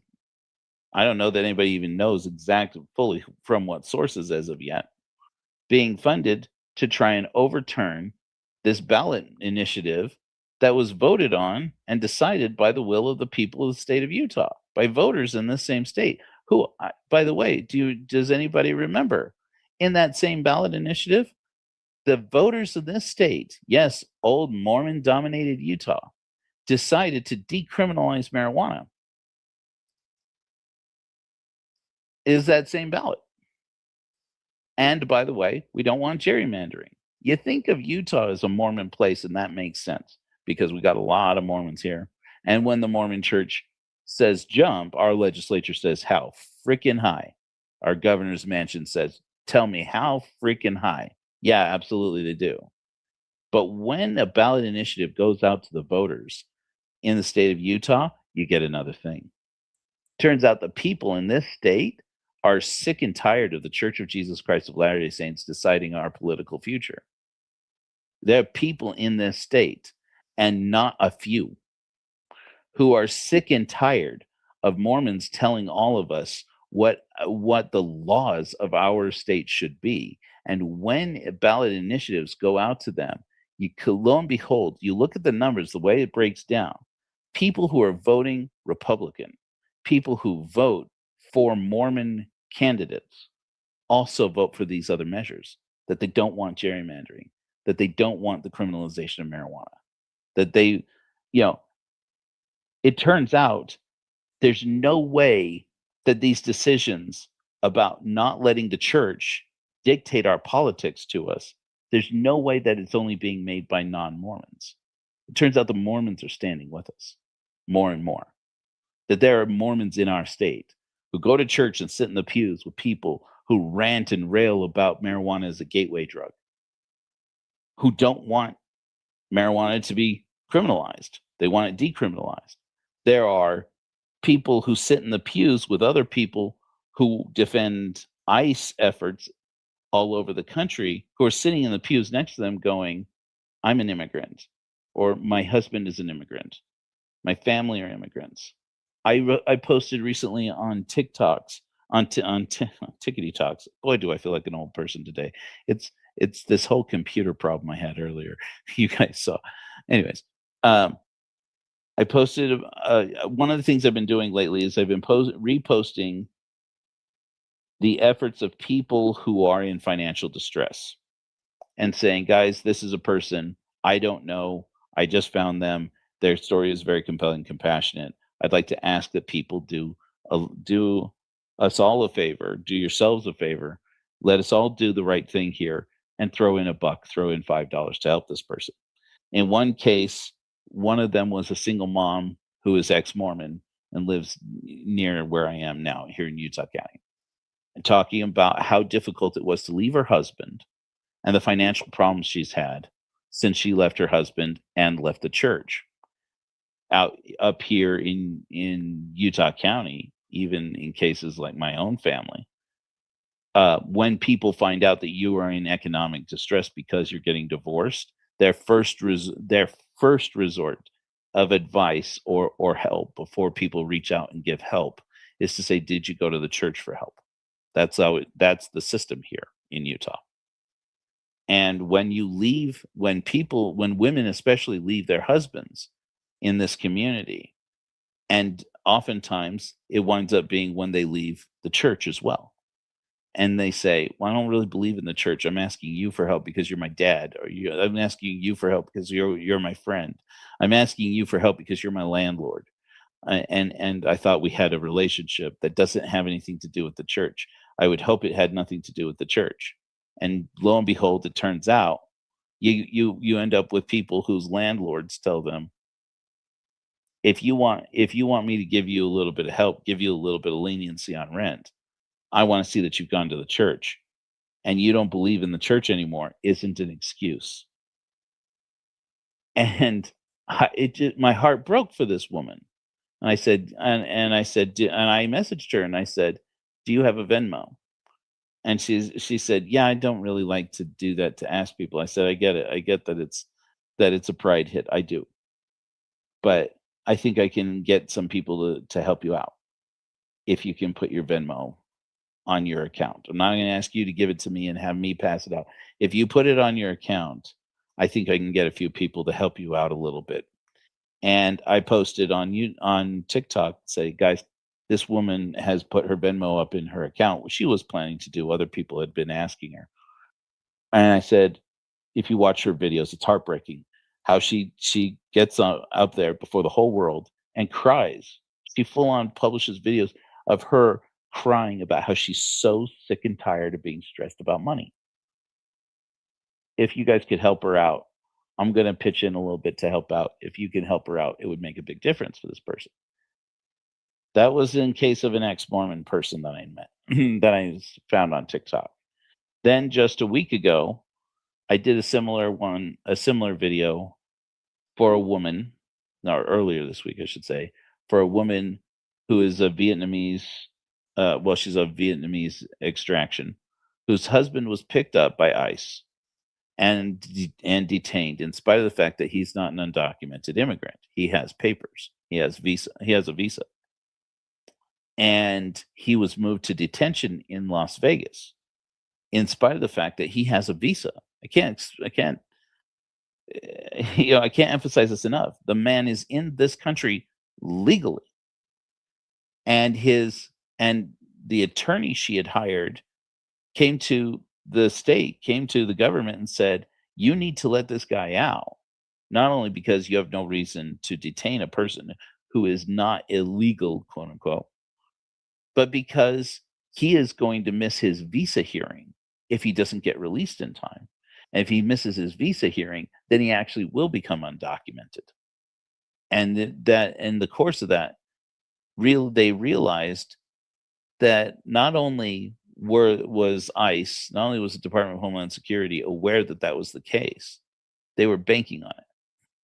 They arrested him, a person who is a legal immigrant, quote unquote, and are holding him to make him illegal, to make him undocumented. And to get him out of that was going to cost her, in attorney's fees alone, was going to cost her $15,000. And she said, and in the meanwhile, we're trying to survive. She and her little boy, their little boy, trying to survive just to make it to the next hearing. She says, we need to raise $16,000. And I am to post on my TikTok, which only has 5,000, some 6,000, I guess now, followers, and say, guys, I know that this is small. This is a small effort. We're just a small community, mainly of Korahors and other people, atheists, Exmos, and so forth. Just me and my friends in the TikTok world. Would you help this woman out? Would you help out this family? She's raised $6,000 so far. She needs to raise $16,000 just to get her husband out so that he can make it to his visa hearing so he doesn't become undocumented. And within a couple of days, I'm not claiming purely because of us and our efforts. Within a couple of days, she had $18,000, I think, in that account, in her GoFundMe. And she was able, last update we had is that she said, we're waiting now to see if they're going to release him in time. And I'm not taking credit for this because this woman, she had help from a lot of different sources. But I had contact from several people on TikTok who said, thank you so much for posting about that woman. It occurred to me after we had done this, that they had sent to me because they said, I did give $25 to her GoFundMe. It broke my heart to see what happened to that woman. Or I gave $5 or I gave $10 to help that woman. And so I know that at least some of that was us. And it made me feel great that I said this, I want you guys to all know how proud I am of you, how proud I am of people for stepping up and caring and having an open heart and a caring heart to care about another human being. This is what this is about. This is what I mean when I say we need a moral revolution in this country. We're in moral crisis. There are good people in this world. And a lot of us are atheists, but not all of us. But regardless of that, we need to work together, because this is, until this crisis is over, which who knows when that will be or if that will be. Until this crisis is over, this is all we have. We have each other. That's it. And I want to tell you guys how appreciative I am of that. And it was then at that moment that I realized I didn't know whether this woman was Mormon or not. And I thought, of course, as you do, who cares? Who cares? She lives in Salt Lake. Obviously, she might be Mormon. And a lot of people who live here in Utah who are immigrants, like this family, are Mormons because they come to Utah to the Holy Land. It's been that way. Utah exists because of people, immigrants who came from other places, other countries around the world, and came from America back to this place before it was America, and came here and established here and settled here, which is the polite way of saying conquered, and settled in this place. And and it's been one of the great moral quandaries of the Mormon church out here to be able to say that they want to support the MAGA movement, which by and large, Mormons out here are Donald Trump supporters. They want to support him, but it is a church established by immigrants. This is a community where immigrants have played a key role in establishing the church and in establishing this place. And it's been one of the major problems for the Mormon church, because the more they try to assert their dominance in the political system, is the more that white, accomplished, connected, wealthy Mormons start to dictate policies that hurt immigrants and hurt even their fellow members of their church. And now the church has to make a statement saying, can we all get along? And it never fails. Every time immigration enters back into, which is frequently, as you've noticed, into policy decisions, the church makes a statement, increasingly either stronger or weaker, makes some statement about, hey, let's all remember that immigrants are all children of God too. Because so many members of the church are immigrants. And they have to, and it turns out if you got immigrants paying your tithing, you suddenly have to start caring about whether or not immigrants are being treated well, regardless of the personal feelings of the spoiled rich boys who run the church, of which they just put another one in, who happens to be a guy who used to work for Larry Summers. I'm not saying that that means that he's tied in directly to Epstein Island. I've never said that. I've disclaimed that from the beginning. I don't know. What does it mean? Probably nothing. Except this. Spoiled rich boys from Harvard run this country. And they run the church. Not just our church. The church here. Not our church. Our church has got no Harvard people in it, but that's mainly because it's just me and you guys. But Harvard runs the Mormon church, is run by spoiled rich boys who went to Harvard and Yale and Princeton and happened to go to BYU at some point. Hell, that's even Mitt Romney's case, if I remember right. And yeah, where did Mitt Romney go? I'm trying to remember. Anyways, I think he went to Harvard. Yeah. And it matters that when the Jeffrey Epstein movement, when the Jeffrey Epstein scandal was going on, you have the same players that are in both Democratic and Republican administrations, and also are in primary roles in these organizations that are supposedly dictating our morals. And the Heritage Foundation's not innocent from there. I'm telling you, as we get into this, the more I get into this, is the more I see these guys. I see the same characters that are 2 degrees away from the people that are getting called out in the Epstein files, which might mean that they had nothing to do with it at all. 2 degrees could be a great distance, but sometimes it's not great at all. It's just a way of hiding the fact that they're actually 1 degree. They're actually directly connected into it, and it's surprising who those people are sometimes. And you don't know if you're gonna find out who is dirty in the Epstein files, you gotta be willing to look 2, 3, 4 degrees away and say, there are too many people over here for this to be coincidence. Where there's smoke, there's fire. Something's happening here. And so when we have organizations like the Heritage Foundation saying that they want forced marriage camps where people who are cohabitating are forced to go through some kind of re-education camp, basically, to convince them to live as if they want to get married and to live as if they're going to get married. And by the way, you are going to get married. And because that is the morally right thing to do, it makes a difference that these organizations actually are organizing, actually fundraising, actually hiring, actually getting connected. Because when they get enough money and political power and enough of the same spoiled rich boys into their organization and connected to their organization, whatever devious thing they want, they get. And it can move on a dime.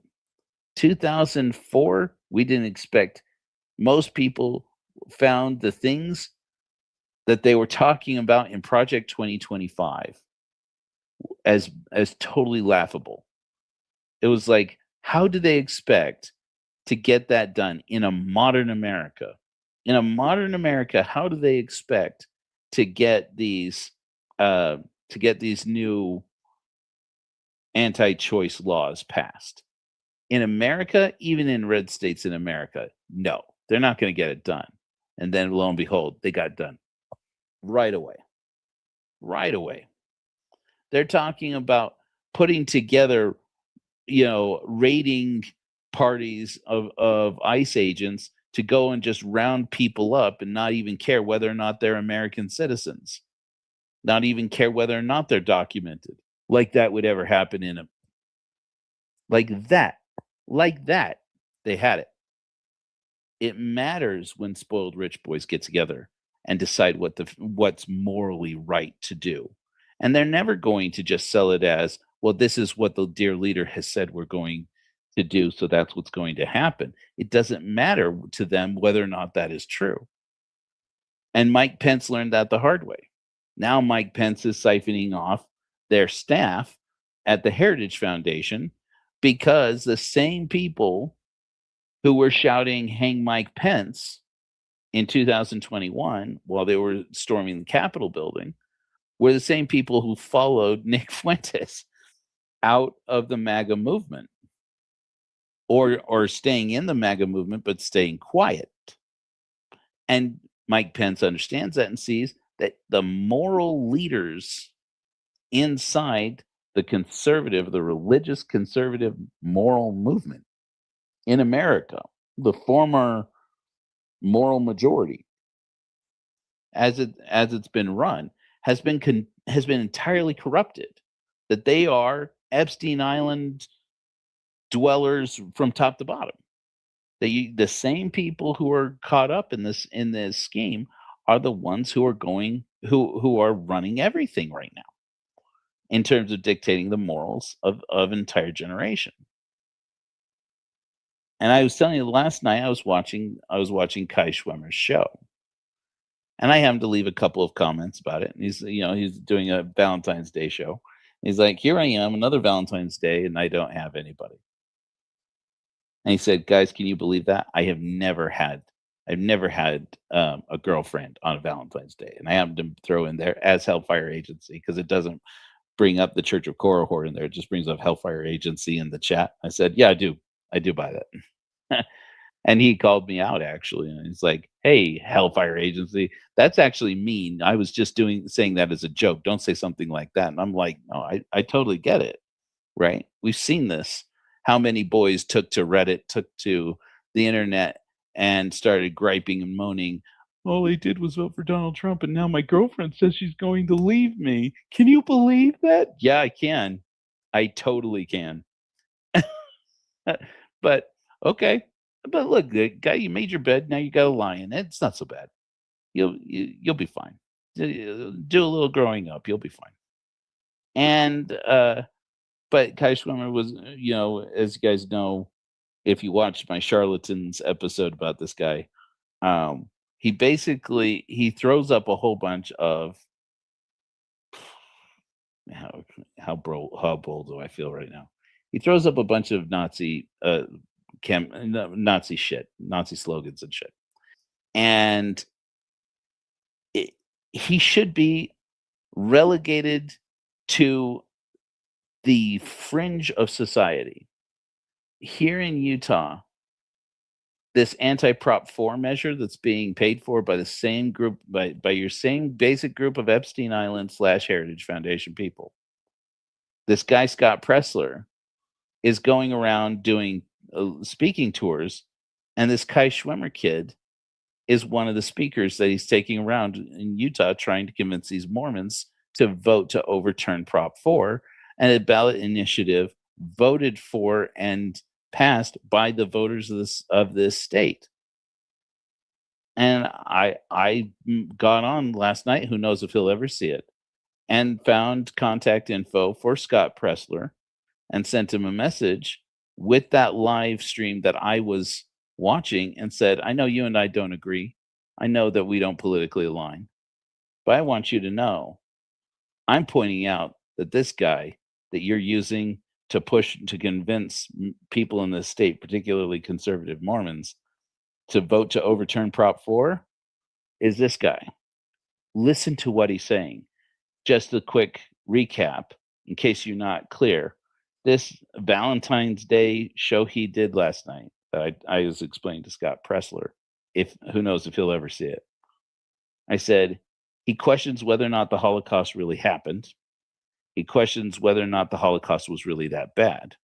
And he suggests that the Holocaust happened a long time ago, and in a country that's not even this country, nobody should even be talking about it. I said, that's your boy. That's your boy you're dragging around up and down the state, trying to convince conservative MAGAs and Mormons to rally around your initiative to overturn Prop 4. And if you think that nobody's going to notice and nobody's going to pay attention, then you obviously don't know who I am and don't know that I'm talking about it. And from a moral standpoint, never mind politics. Vote how you want. Vote how most of you don't even live in Utah, as I understand it. I'm not telling you how to vote. I'm telling you this is a moral crisis. We are a nation in moral crisis because we have failed to learn the lesson that when we let the same Epstein Islanders make all the decisions, lo and behold, they want child brides. Lo and behold, they want sex with people that are younger and younger. And there's no bottom. There's no bottom to the moral depravity of the Heritage Foundation. There is no bottom to it. They will go for younger and younger people. They will try to marry your daughters off younger and younger. They will try desperately to make sure that no young people get a college education in this country unless those people are politically, religiously, and economically connected to the agenda of the same families that have been running the Heritage Foundation since its start. This same group of people, they love child brides. The same group of people would bring back polygamy if they could. They would, and they love it. And they hate when somebody points out, just like the Mormon church hates that somebody points out that Mormon polygamy particularly is trafficking. Go off, send Tim Ballard to knock down 1 billion doors in Colombia or in Haiti looking for trafficking that's not happening, at least not happening where he's going. It's not happening, and he's not actually busting anybody up. But then, but it's all just moral signaling for a group that doesn't want to admit that trafficking has been happening here this whole time, right under their noses. I went to Colorado City just a couple of weeks ago, which is what it's called in Arizona, on the Arizona side of the border. It's Hilldale, Utah, on this side of the border. I went there, and you can see the devastation, the results of Mormon trafficking. They called it polygamy. It was trafficking. That's what it was the whole time. And it's been happening under their noses.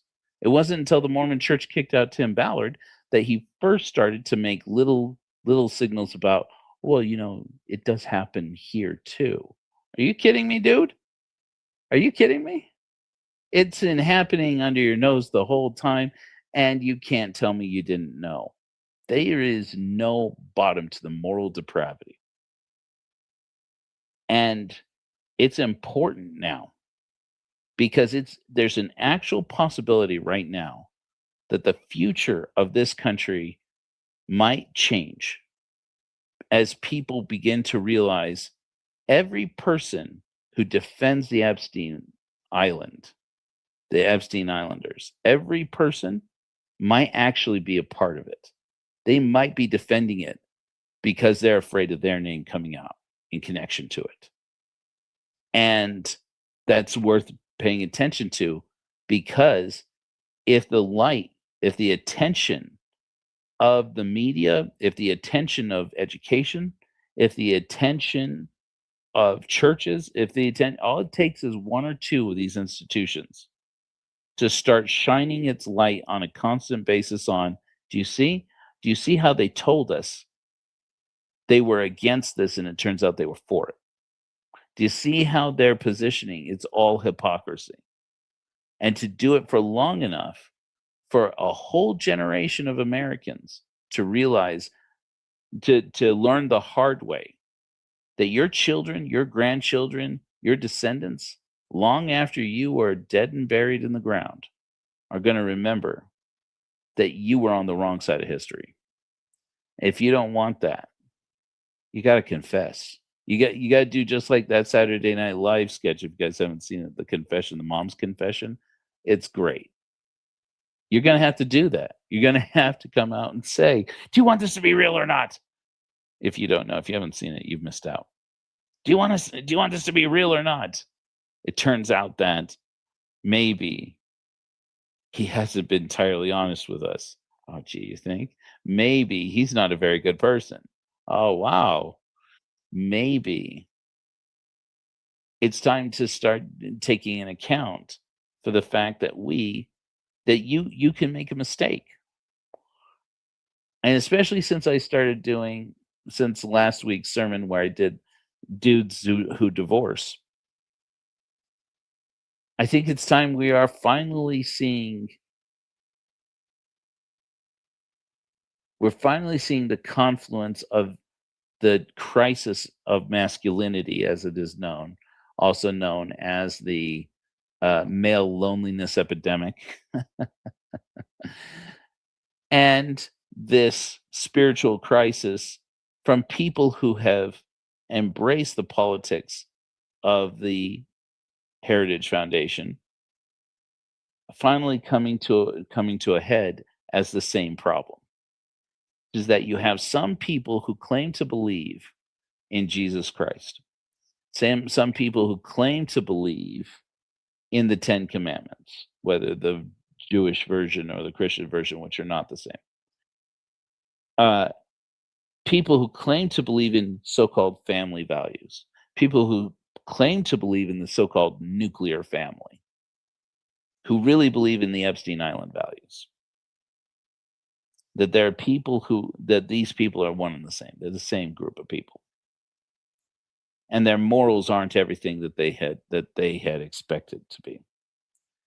And that one of the greatest crime that has been perpetrated on the MAGA movement and people who have followed what is really a cult.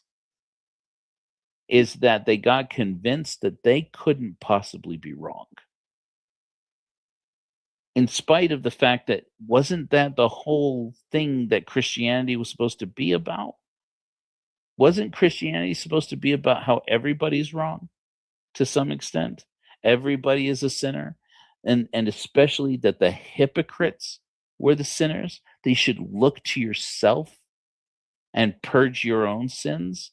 That how dare you point out the mote in your brother's eye when you have a beam in your eye? Those Christian values are out. The Christian values that are in are: you are right if you echo the sentiments of the Heritage Foundation.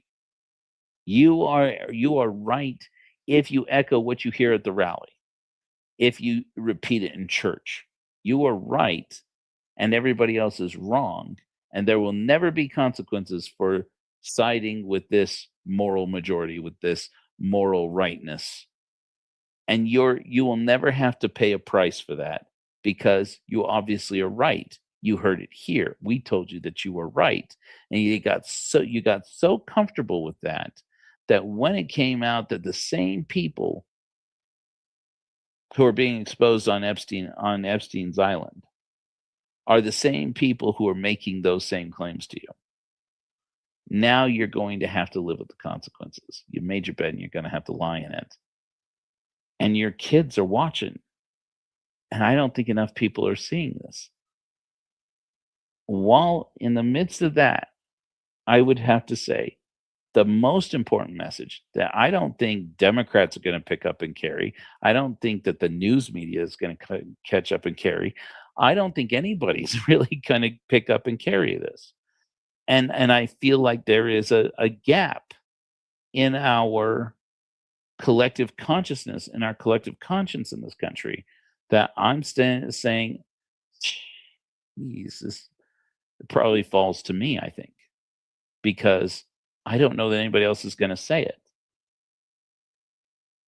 You have to give yourself some room to change and to be wrong. And the religious, moral, spiritual, political lie that ever told you, no matter what side you stand on, that you can't possibly be wrong. You put the right letter after your name. You vote for the right people. You donate to the right foundations. So you are obviously a good person. And that means you can't possibly be wrong. It turns out that those people don't have your best interest at heart. And you need to be able to look to yourself and say, am I just as bad? Does it not matter what team I am playing for here?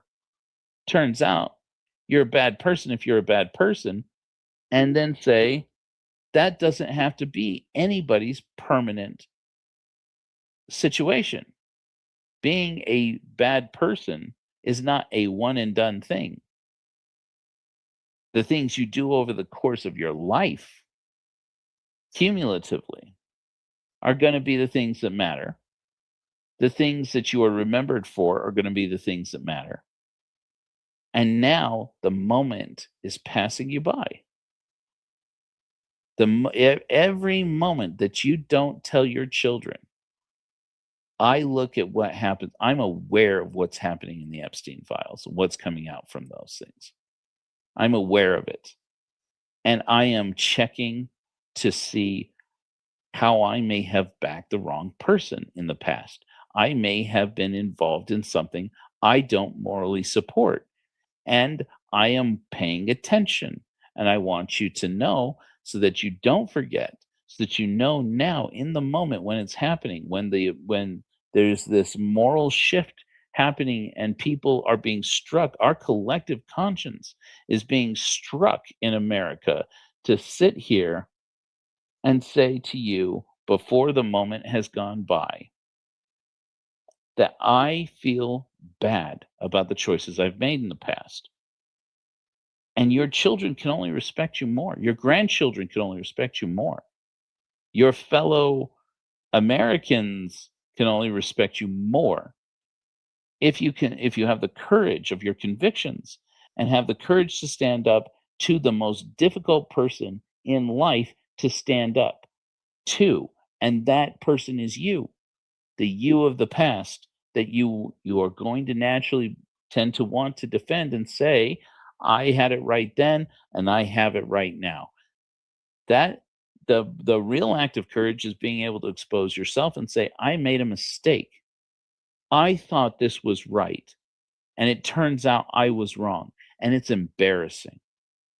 But somebody who's done a lot of that can tell you it's some of the most important work you'll do in your life is to admit you were wrong.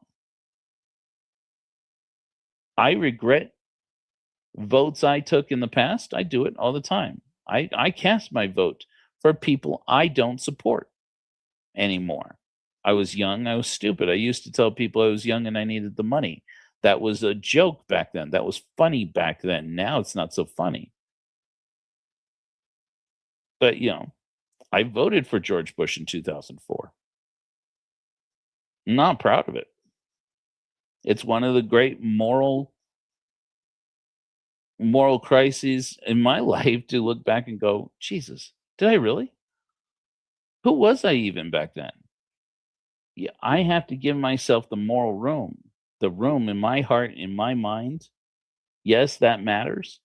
Yeah, it matters how you think about yourself internally. I have to give myself this room to be able to say, I was 24 years old. I didn't know shit about shit in the world. I just gotten back from a mission for the Mormon Church in South America. I had barely come to realize in my naive mind, my young mind, that the world is not what I thought it was. And I had only barely begun to experience that when at 23, 24 years old or whatever it was, when the election actually happened. Yeah. When I began to realize that I was going to have to make a decision about who I supported and what the future of not only the country but the world should look like. And the outcome of that decision in 2004 included the Iraq War, included the damage and harm done to people who are now veterans of our armed forces, and the incredible massacre that happened all throughout the Middle East, and the terrible economic policies of the Bush administration, of the second Bush administration. And when I look back on it now, I realize how very guilty I ought to feel that I stood on that side at that time. But I can't change that, can I? I can only make another decision to go forward and do better and to admit to somebody when the time comes. I once made a decision that was wrong, and I feel badly about it. I'll never make that decision again. Or just to inform somebody, I want you to be aware in case in the future you look back on your interaction with me and wonder about who I was, that I fully admit and acknowledge, understand that I was wrong. Among ex-Mormons, we have these mugs, these coffee mugs and T-shirts and things that are screen printed with little sayings on them. And one of the most common sayings ex-Mormons have is, I am so sorry for the shit I said when I was Mormon. That may seem like like just a joke. I would challenge any of you who have ever seen this. If you've ever seen one of these mugs or one of these T-shirts out in the wild, you see somebody wearing something that says, I'm so sorry for what the things I said when I was Mormon. Ask them, do you really feel bad about things you said when you were Mormon? Like, ask them, ask us, is that really a thing? Or is that just a joke? You will find, hey, Dave, you will find it's not a joke. There's things I said when I was Mormon that make me blush every time I think about them now. And it's not just things like, I know for a fact, Joseph Rollins, have said in the past, this is a spiritual purge right here. I have said in the past, out of these lips, I know beyond the shadow of a doubt. Sorry. Hold on. I need more liquid nitrogen here in my veins. I know beyond the shadow of a doubt that Joseph Smith is a prophet of God. It's so much more than that. I can't tell you how many times I have said, I know that the Constitution of these United States is scripture just as much as the standard works. I used to say that. And there would be Mormons sitting in the room nodding their heads. Yeah, that's true. Why did I say that? Why did I do those things? Let's see. I was a child and I saw other people doing it and thought that was the way that you did things. That was the way you understood the world. That's how you came to know the world. And I got confident and cocky because that's something that children do. Because I was immature. Because I didn't understand the world. Because I didn't have children that I was raising. Because I didn't have to explain to my children the choices that I made. And if you think that that doesn't change your perspective on the choices that you make in life, you don't really understand what it's like to raise children. When you realize that the people you are bringing up into the world, they don't just outlive you. They preserve the memory of you when you are gone. And the choices you make that they see are important. And it's not just important in the moment and to you. It changes your legacy. It changes your future. It changes the future you made for them. And that's why it's important to talk to your children. Talk to your kids about the Epstein files. You don't, of course, you don't want to do it in a way that's age inappropriate, depending on how old your kids are. But a lot of us have kids who are now not kids technically. I have a daughter who's 19 years old, who I've had to talk to about things and say, "Do you know about what's going on? You don't have to think about it. You don't have to know all the details of what these people did or are doing. I want you to know this much. I'm seeing what's happening and I am shocked. I am seeing what's happening and reviewing whether or not I supported people I shouldn't have. I've told my son who is 14, you know, there's a man in the world named Noam Chomsky who I had great respect for. There's a man I know of in this world you may be only barely aware of named Bill Clinton, who I had great respect for at some point in my life. And I am disgusted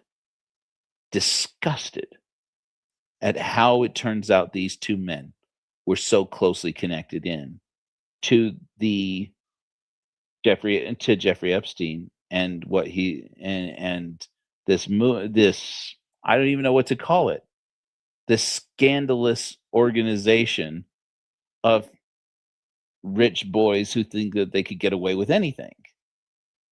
And it doesn't just touch conservatives I may have supported when I was conservative.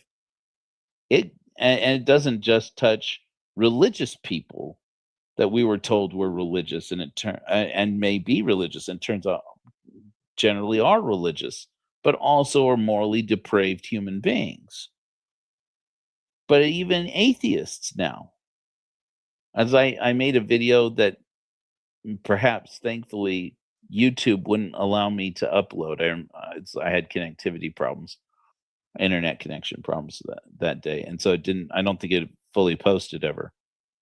Where I exposed my shame on the fact that I have long supported, even quoted, Lawrence Krauss.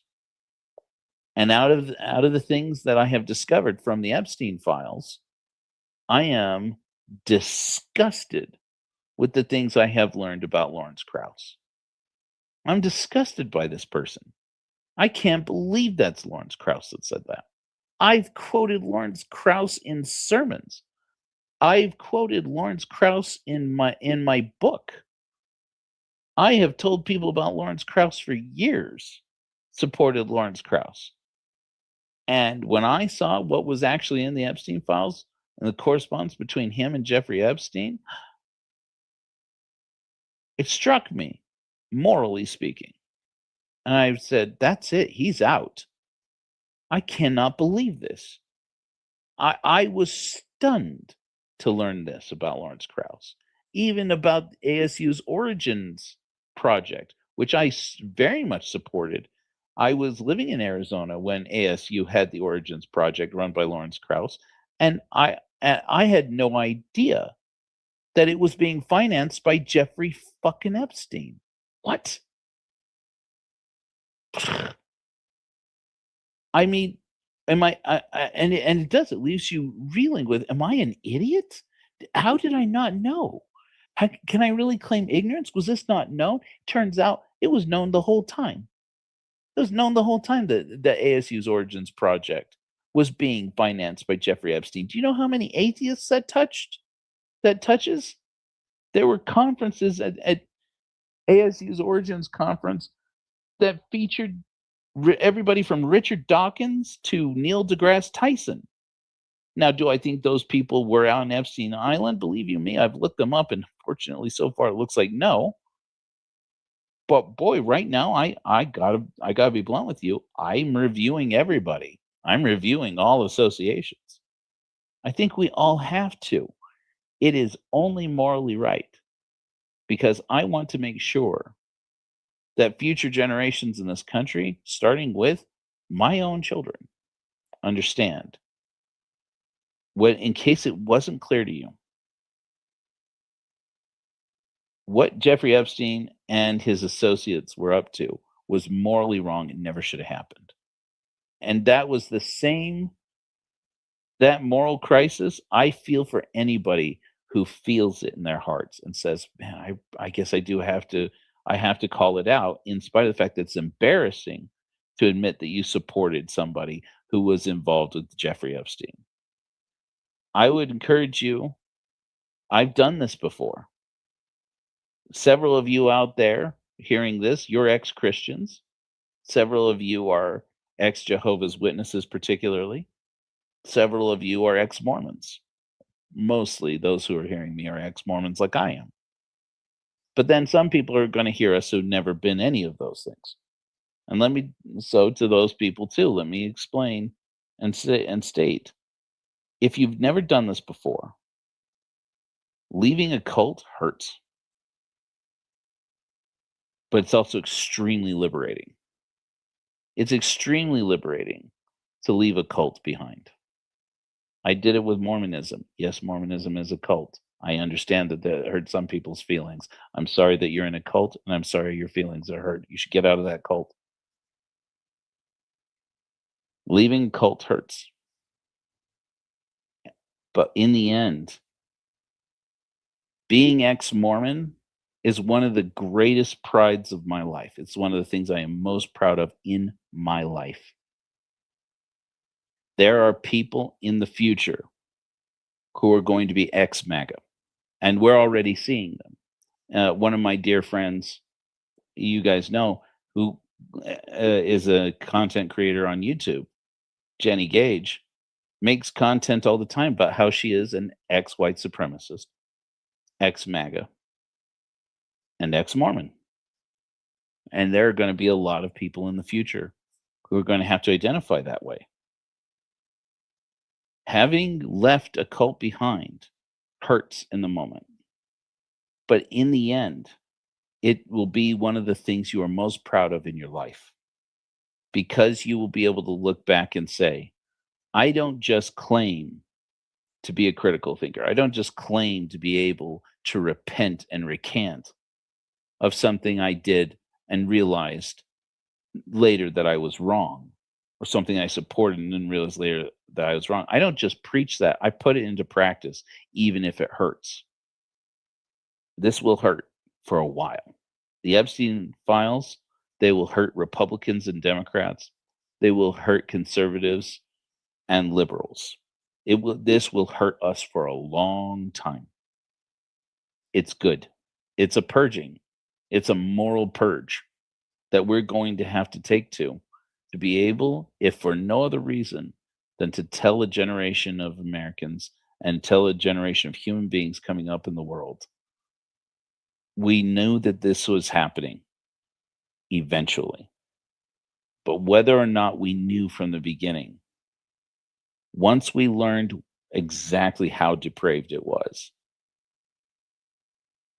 we put a stop to supporting it. I realized I was wrong, and I left. And some people will say this is about politics. I'm telling you, MAGA is a cult. You look at the things that get said by the Heritage Foundation and how the Heritage Foundation, Mike Pence learned the hard way that he wasn't the head, that he wasn't in charge of a political movement. It was a religion. That's why they had baptisms in the parking lot at MAGA rallies. Baptisms. Okay. It was a cult. It is a cult. And leaving a cult hurts in the moment. But for the sake of your children, you got to do it. As an ex Mormon, to all future ex MAGA out there, or people who are ex MAGA now, and maybe whether you're ready to admit to it or not, I understand. And I realize that you probably don't share the same religious and or spiritual values as me, but I want you to know, one human being to another, I get it. I get it. You need to give yourself the room to grow. You need to give yourself room to change. You need to remember that you were younger then, or you were less experienced, or that you had been lied to, or that somebody who is good, that you were deceived by somebody who was good at deceiving it. I would encourage you to consider this, what I have said to many Mormons who have left the Mormon church, ex-Mormons who have left the Mormon church, and have said to me, as a spiritual leader among ex-Mormons, yeah, I am. I've had this conversation again and again. It turns out it gets easy after a while. You learn the same things that every person leaving Mormonism has to hear. And I said, listen to me, okay? You need to give yourself the permission to have been deceived by a deceiver. You need to give your earlier self, your younger self, the room to have been deceived by a charlatan who is good at that. Why? How could I have ever been convinced into believing that? These people, charlatans, this is all they do. Their whole lives are committed to fooling people who otherwise should be completely reasonable human beings, and often are totally rational, reasonable, logical human beings, and convincing them and emotionally manipulating them. And if you think that's limited to Mormonism, you obviously don't know who Mark Driscoll is. Any Mormon will tell you Mark Driscoll is a charlatan. They don't want to tell you it's the same kind of charlatan Joseph Smith was. And they certainly aren't going to tell you that he's the same kind of charlatan that this new apostle, Clark Gilbert is, or that Dallin H. Oaks is the same kind of charlatan. Okay, because it's easy to point out somebody else's charlatans.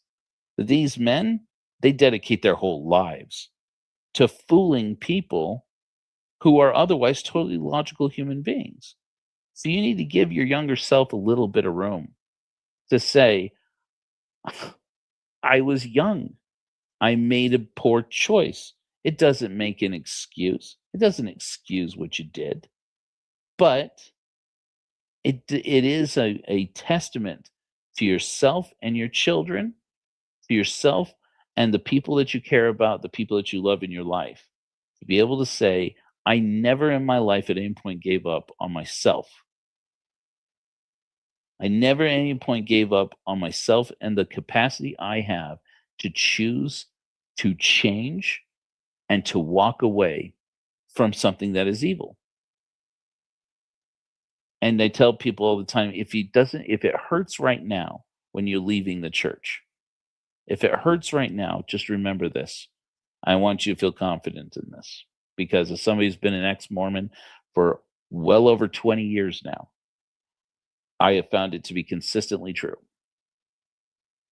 Of all the things I've done in my life, leaving the Mormon church is one of the best things I ever did. Of all the things I've done in my life, the things I am most proud is that I left the Mormon church. It hurt. It took courage. It wasn't just easy. Sure, there were parts of it that were fun. There are parts of it that were cool. There are parts of it that were nice. And there are parts of it that brought me great relief.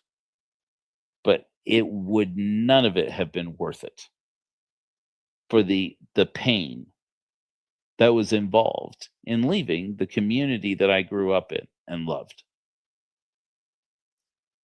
Until I left and realized that's how strong the courage of my convictions was, that I wouldn't support something even with my name. I would not support something even with my name that was involved in doing something so evil. Mormon trafficking is real and it's evil. It's not under the surface, it's on the face. They knew it all along. They called it polygamy. They called it building Zion. And we bought into it. We bought into the propaganda because these people are good at this. You got to give yourself some room, man. You were young. You were believing what you were taught. You were believing what you were told. And now you got to move into the future. I would encourage each of you, whether you agree with me or not, on God, on politics, whatever, to review, not in name, but in actual action, review in your heart and in your life if the time has come for you to admit that you were wrong and to walk away. I was just as proud to walk away from the Democratic Party. I was not that I became Republican because I don't know. I don't think I'll ever do that again. But who can say? You have to be able to walk away and say, wow, this wasn't what I was sold on. But it doesn't mean that you stop living. It doesn't mean you stop voting. It doesn't mean that you stop making decisions. It doesn't mean that we see the same thing, by the way. I saw the same thing again in my life with MLM. I worked in network marketing my whole career for what, 15 years at least of it. Yeah. And let me tell you, you see people walk away from network marketing, from MLM, from direct sales marketing, whatever they're going to call it now, whatever they're going to call it next. And for as many people as it really did transform their lives, there's a wake. There's an absolute bloodbath of people that destroyed their friendships, made them feel, isolated. Inside MLM, they have a joke that when you become a distributor for an MLM company, that you join the NFL. That means no friends left. Because believe it or not, lots of us have seen it. And while there are companies that are better than others, and there are companies that are good, and I've worked for some of those companies and have done really good things in the world and really benefited people. Sure, they have. Just like the Mormon church has. Sure, there are people who benefited because of Mormonism. Why not? Yeah, absolutely. I'm sure it's true about the Church of Scientology too.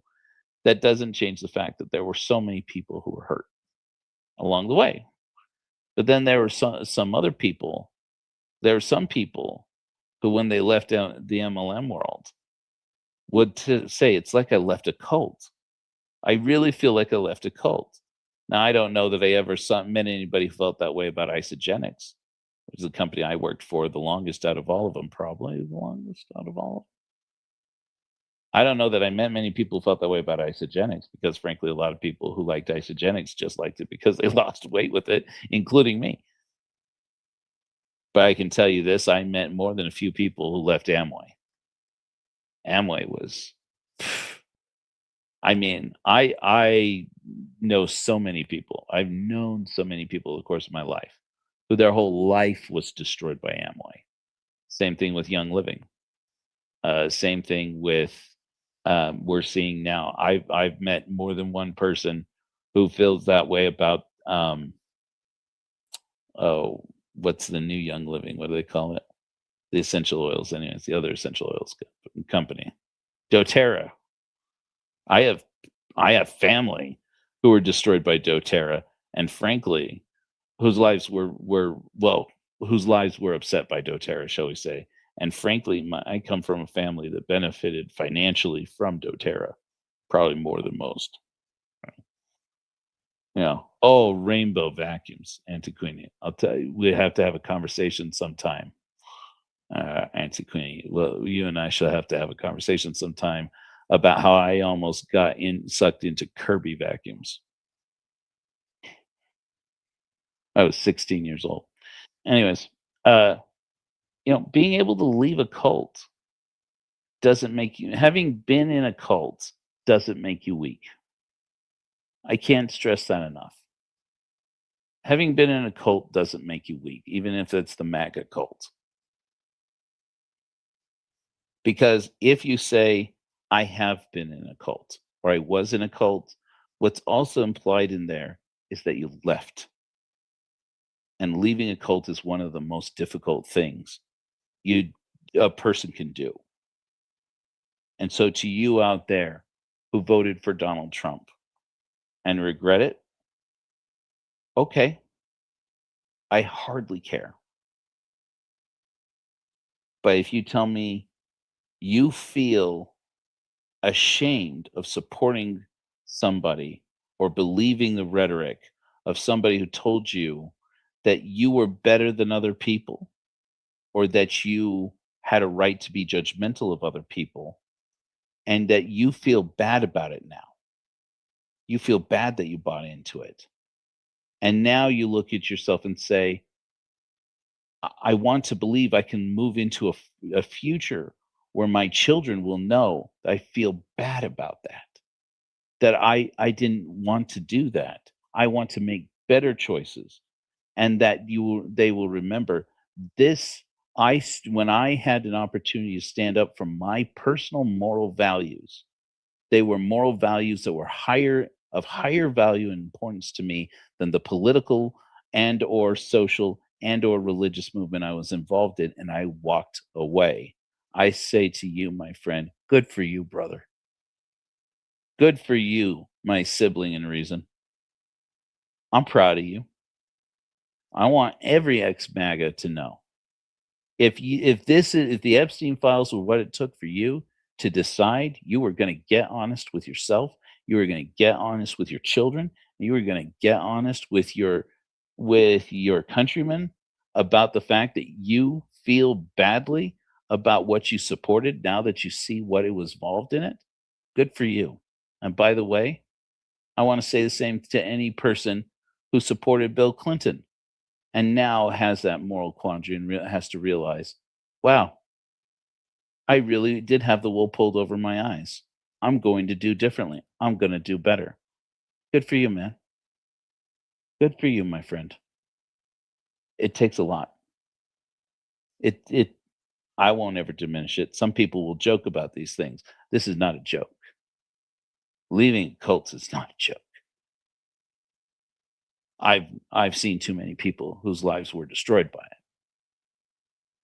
We here in the Mormon community, greater Mormon community, ex-Mormon community, we've seen people killed over it. This is no joke, man. This is serious fucking business. And I want you to know that if you have decided that you are more moral than the movement you're involved in, go with that energy. Do what's right. And I'm proud of you for it. But first of all, I cannot say this enough. Confess it to your kids. It'll affect their whole life. It'll affect how they remember you. If you're fortunate enough to have children, tell them you were wrong. You will never regret it. Amen.